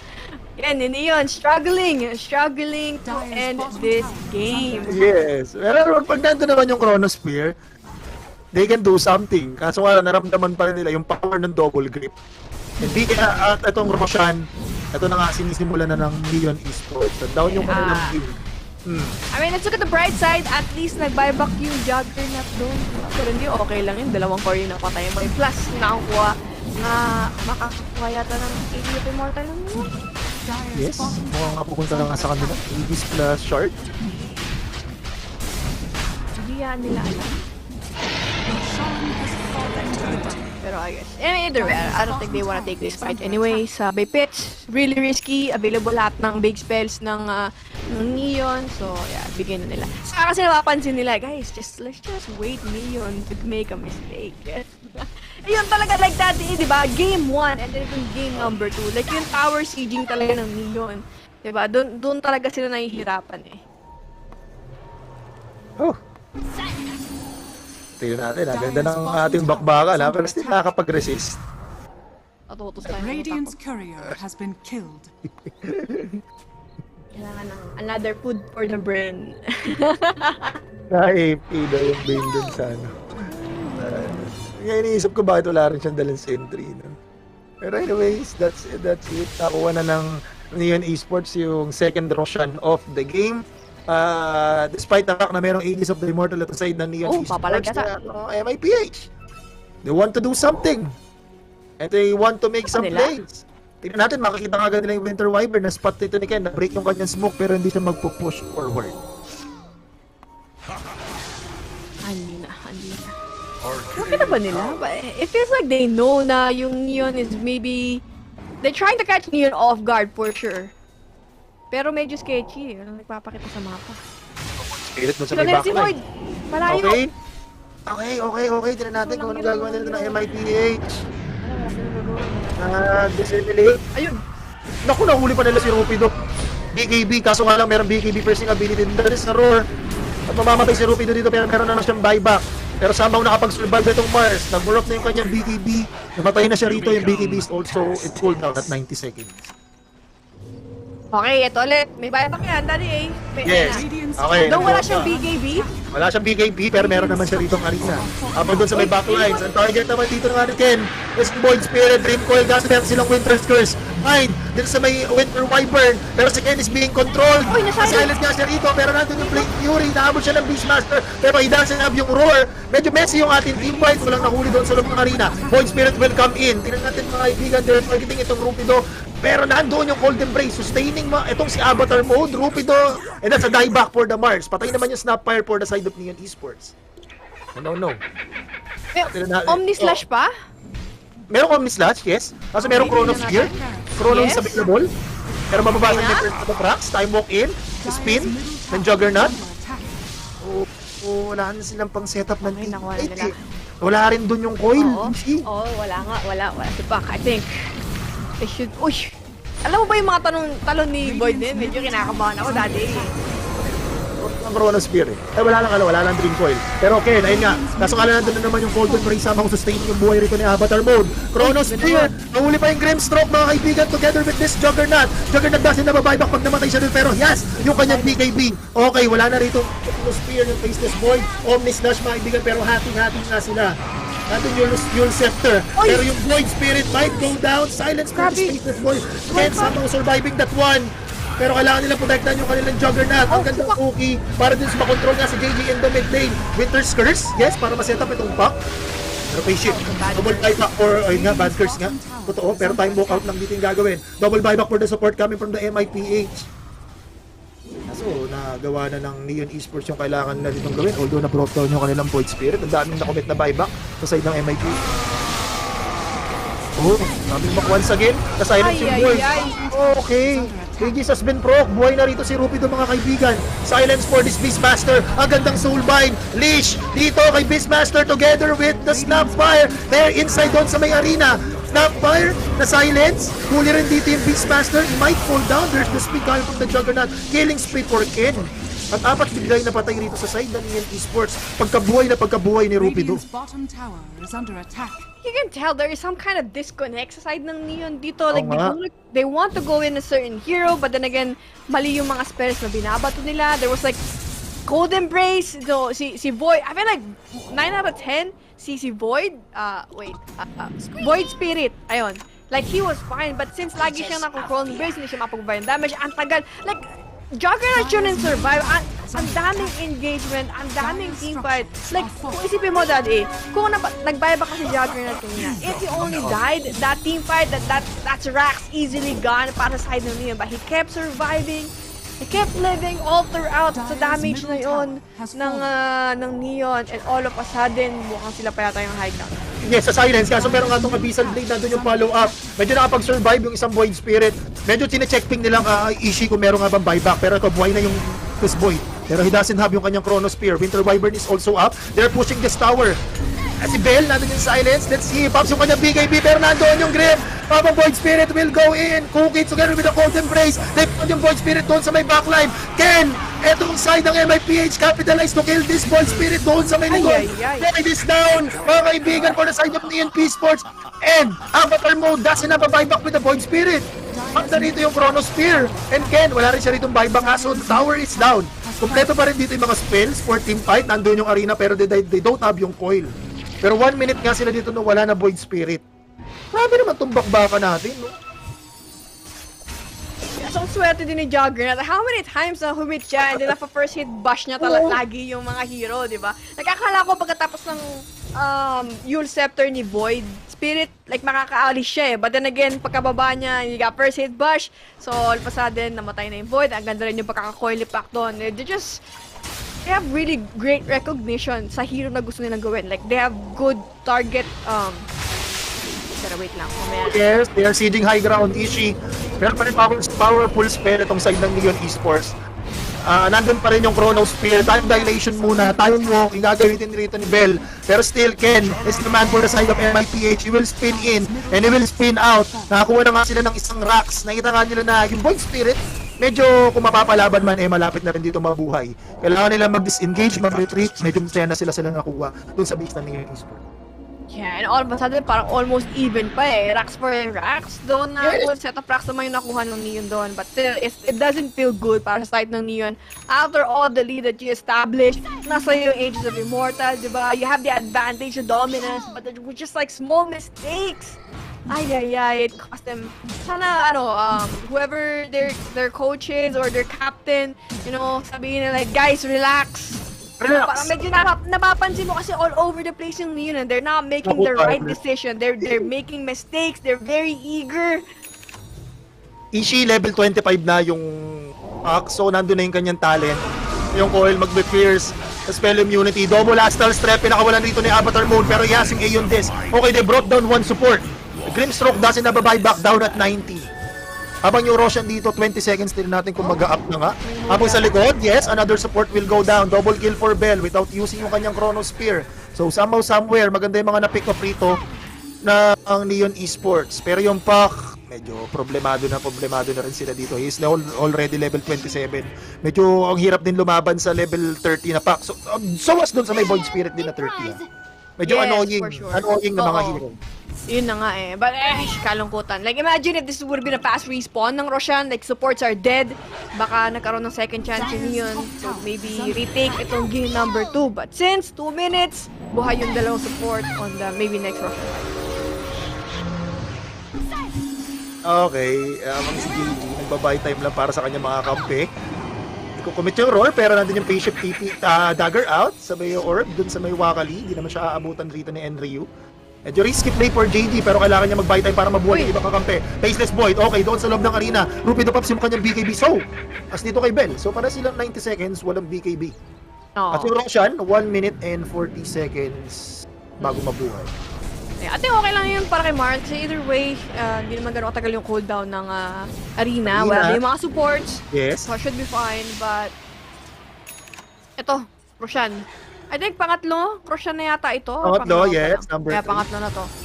So there's gonna be Ags for sure.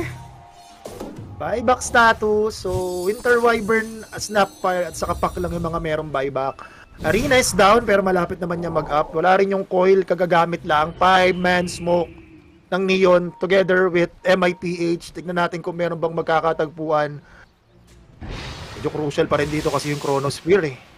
Grabe, dumikit pa yung laban. Dumikit pa, no? Akala ko almost Neon game na. Ayun nga eh. Ay. It's just so many mistakes. Pero syempre, hindi pa rin nagpapahuli yung MIP. Yung kasi maganda sa MIPH. They're trying... Ay! Okay, nakumit na nga rito mga kaibigan. Yung Mortimer's Kisses, napatay yung support. Pero Curse, into Ripido. Nandun yung heal coming from doon sa kanyang healing ward. Kaso nahuli nila ng Snapfire. Nag-i-spin yung Juggernaut. Okay, Chrono Spear for this Jug. Habang etong si Ken, yes, yung kanyang BKB. Ayun lang, mahuli nga ba nila, pero JG, will address ng buyback. Huli nga ni Winter Wyvern. Habang Roar, ginamit doon sa may Grimstroke. Inabot naman ng Spirit of Force. Yung Void Spirit, din natin kung kaya ba nila mag-control. Snapfire will go back into this game. Can't catch up yung buyback. Nandun yung arena. Okay, they kill yung Juggernaut. Habang BKB has been popped, naiipit si Rupido dun sa loob ng kanyang arena and he will go down, being surrounded by Neon Esports. Rupido will buy back into this game. Habang ang ginagawa nilang ni JG dito is mag-clip skip. Walang buyback yung kanyang Juggernaut. Buhay yung 5 for the side of Neon Esports. And oh no. Tama. Ignore, Neon. Hello, ignore. Protect your wave. Kailangan nila sabayan yung wave nila so they will have enough para tapusin yung game. Meron sila isa. Pero si Pakayo no, layo. Hindi kailangan nila sabayan yung creeps nila. I mean, top lane, malayo yung creeps. Just lords, 80 seconds. Can they hold it up? May gleam of fortification pa yung MIPH. I think they're holding on just in case na mag-tier 4 tower yung Neon dito. Pero bigger creeps yata. Kailangan patayin yung creeps eh. Point na tayo nasa gitna. Pero ito na nga, mukhang Megas na nga yung kapalit. Pero Glyph finally will be used. Balon ditong Void Spirit. Oh, now Winter's Curse. Eto sa Bane. And let's see, once again, Bell will come in. Pero patay na yung kanilang Bane. Walang creeps! Ayun! Yun lang. Backdoor protection. Kaya bang basagin ito ng Void? Pero morang pa yata matitira. Isang set of rocks. Tignan natin. No. Fine. Nandun yung Spear of Mars. Inabot mga kaibigan itong Void Spirit. Cold Embrace for the Void. Hindi siya makabalo. Hindi makabalo yung Void sa Cold Embrace. Hala. Pero babalik. Tingnan natin, buyback for this Void Spirit. Habang si JG na roar. Kaya ba nila patayin itong Pac? In that seconds. Pero hindi nila mapapatay. Medyo palos. Makakaligtas pa. Ay. Buhay na si Ken. At 20 seconds. Naprotektahan nila yung rocks pero tower is down. Daddy A, Diyos ko Lord. yung Void, bawal magtabi. How many times na nagiging disastrous yung teamfight for Neon kapag magkatabi yung dalawa na yun na nakabind. So next teamfight, kailangan nilang lumayo, especially si Void Spirit. He needs to get the hell away from Faceless Void para hindi sila makonektahan ng bind.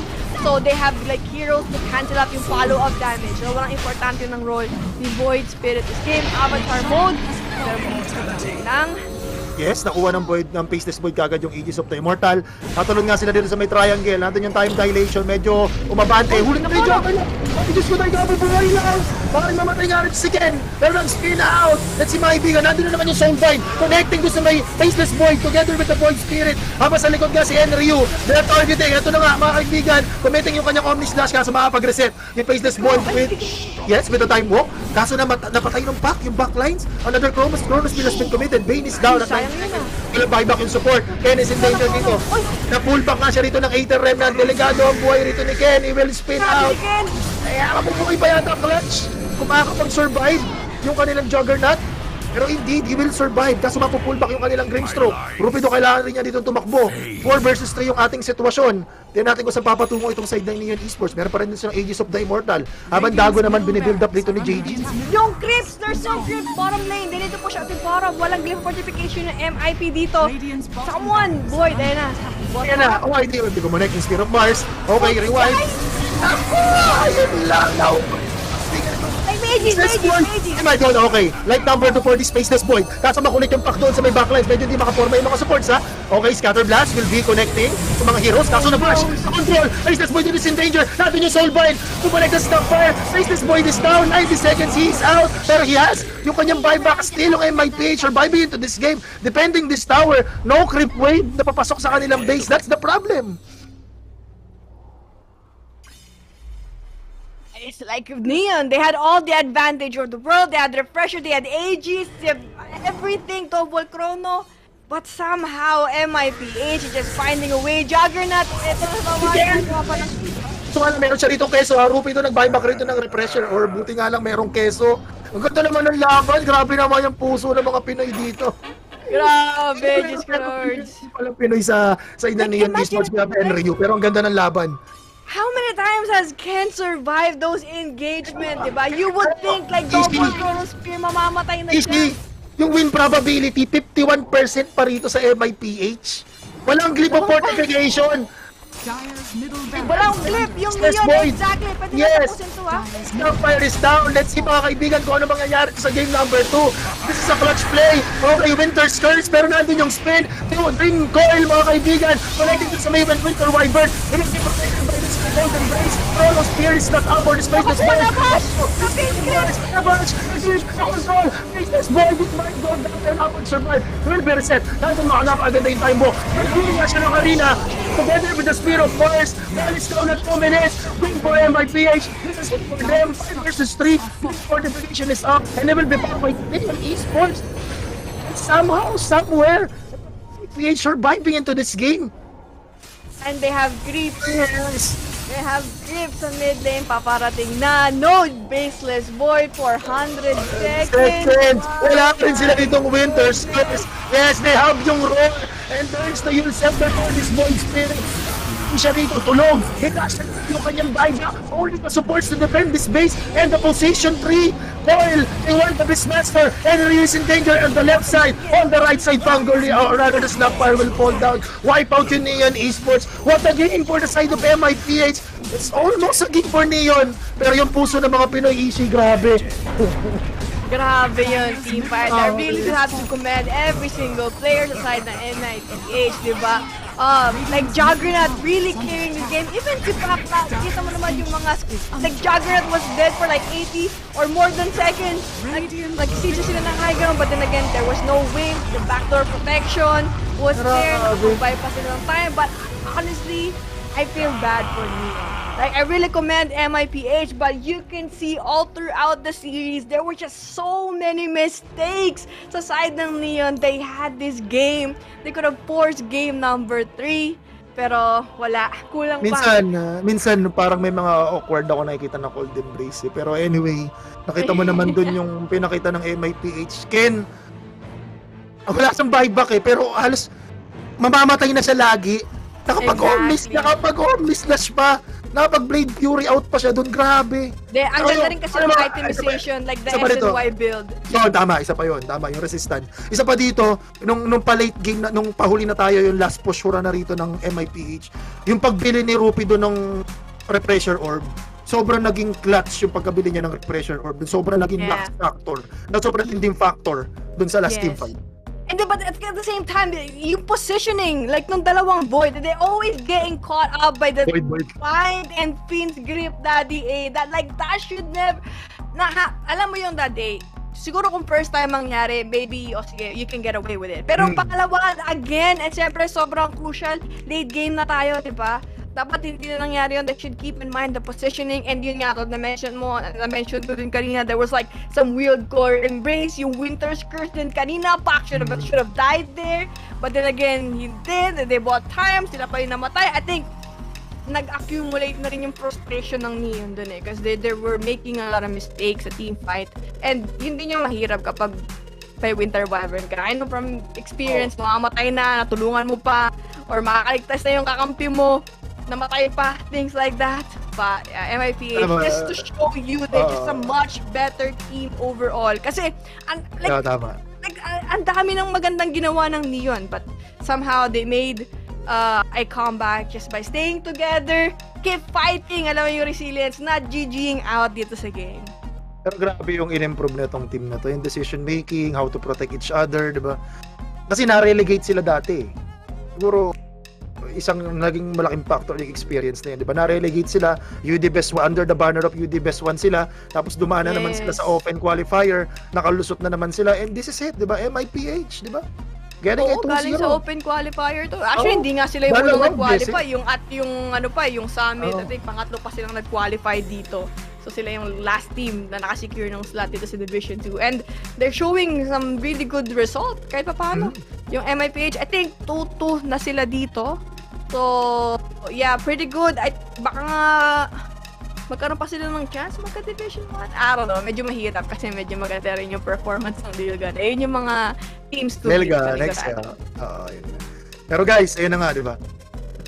MIPH, yun lang, diba? Puso pa dun sa game na. Akala talaga natin na... Parehong kaya natin, no? First blood, Neon, saka game winner, MIPH. Diyos ko, Lord. Guys, pag kami caster, susundan nyo yung taya namin, Daddy. Di pa kami narata.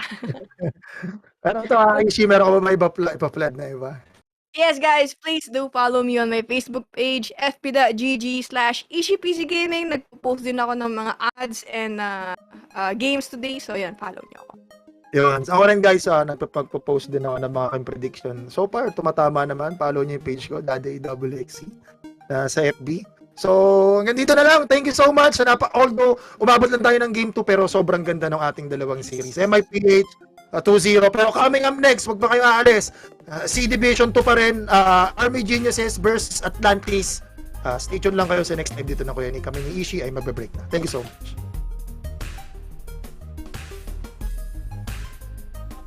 Equals your aim. If you suck, Thank that's a you, problem guys. we can't solve. Thank If it's your mouse, that's one we can. Innovation is in our blood. Always has been, always will be. For glory.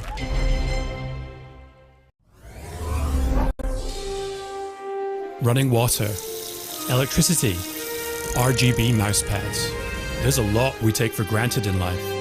Like how our forefathers played on dust magnet mousepads, losing games and their minds, cleaning their mouse so they could aim again. So we invented Ice Mat, the first mousepads to bring consistency and dust-free gaming to every round of Dust 2. But a new generation of mice demanded a new kind of mousepad. We tested 751 surfaces to create QCK, a combination of microwoven cloth and natural rubber that gives you flawless mouse control and all-day comfort. Sleep tight, little hand. As the iconic Esports mousepad with more than 15 million sold, it's probably the mousepad you're using right now. Innovation is in our blood. Always has been, always will be. For glory. What's up mga sir? I'm Cholahay at gusto nyo bang mapabilang sa Fanatics kagaya ni Kuya Nick at ni Alo? Alam nyo na ang gagawin nyo. Just visit PNXBet, is a legit betting site. Pwede kang mag-bet ng Dota 2, CSGO at NBA. At gamitin mo lang ang aming code na LupuanWXC. At laging-lagi nyong tatandaan na #BetResponsibly.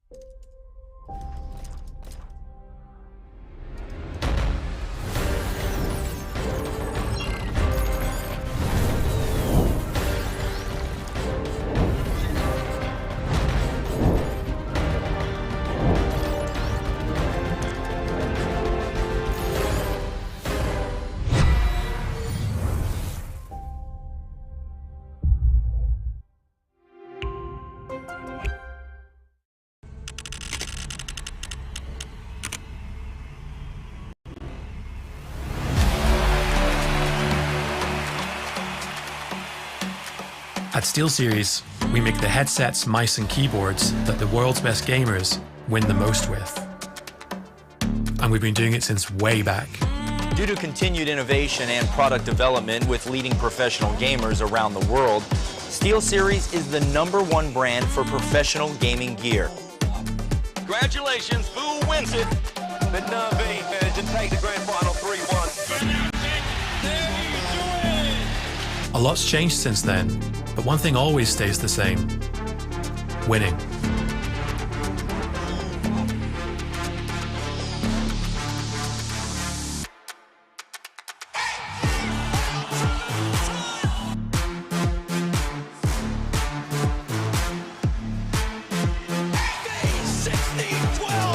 Every pro that picks up a SteelSeries product pushes its limits.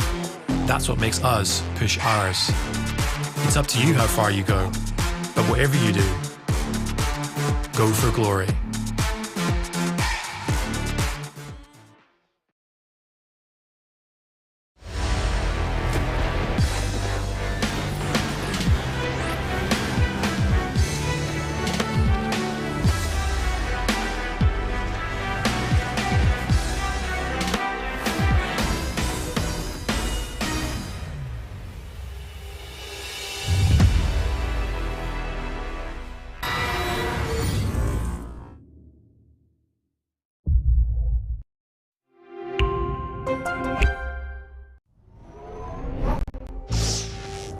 Here's a good thing about keyboards. You can type whatever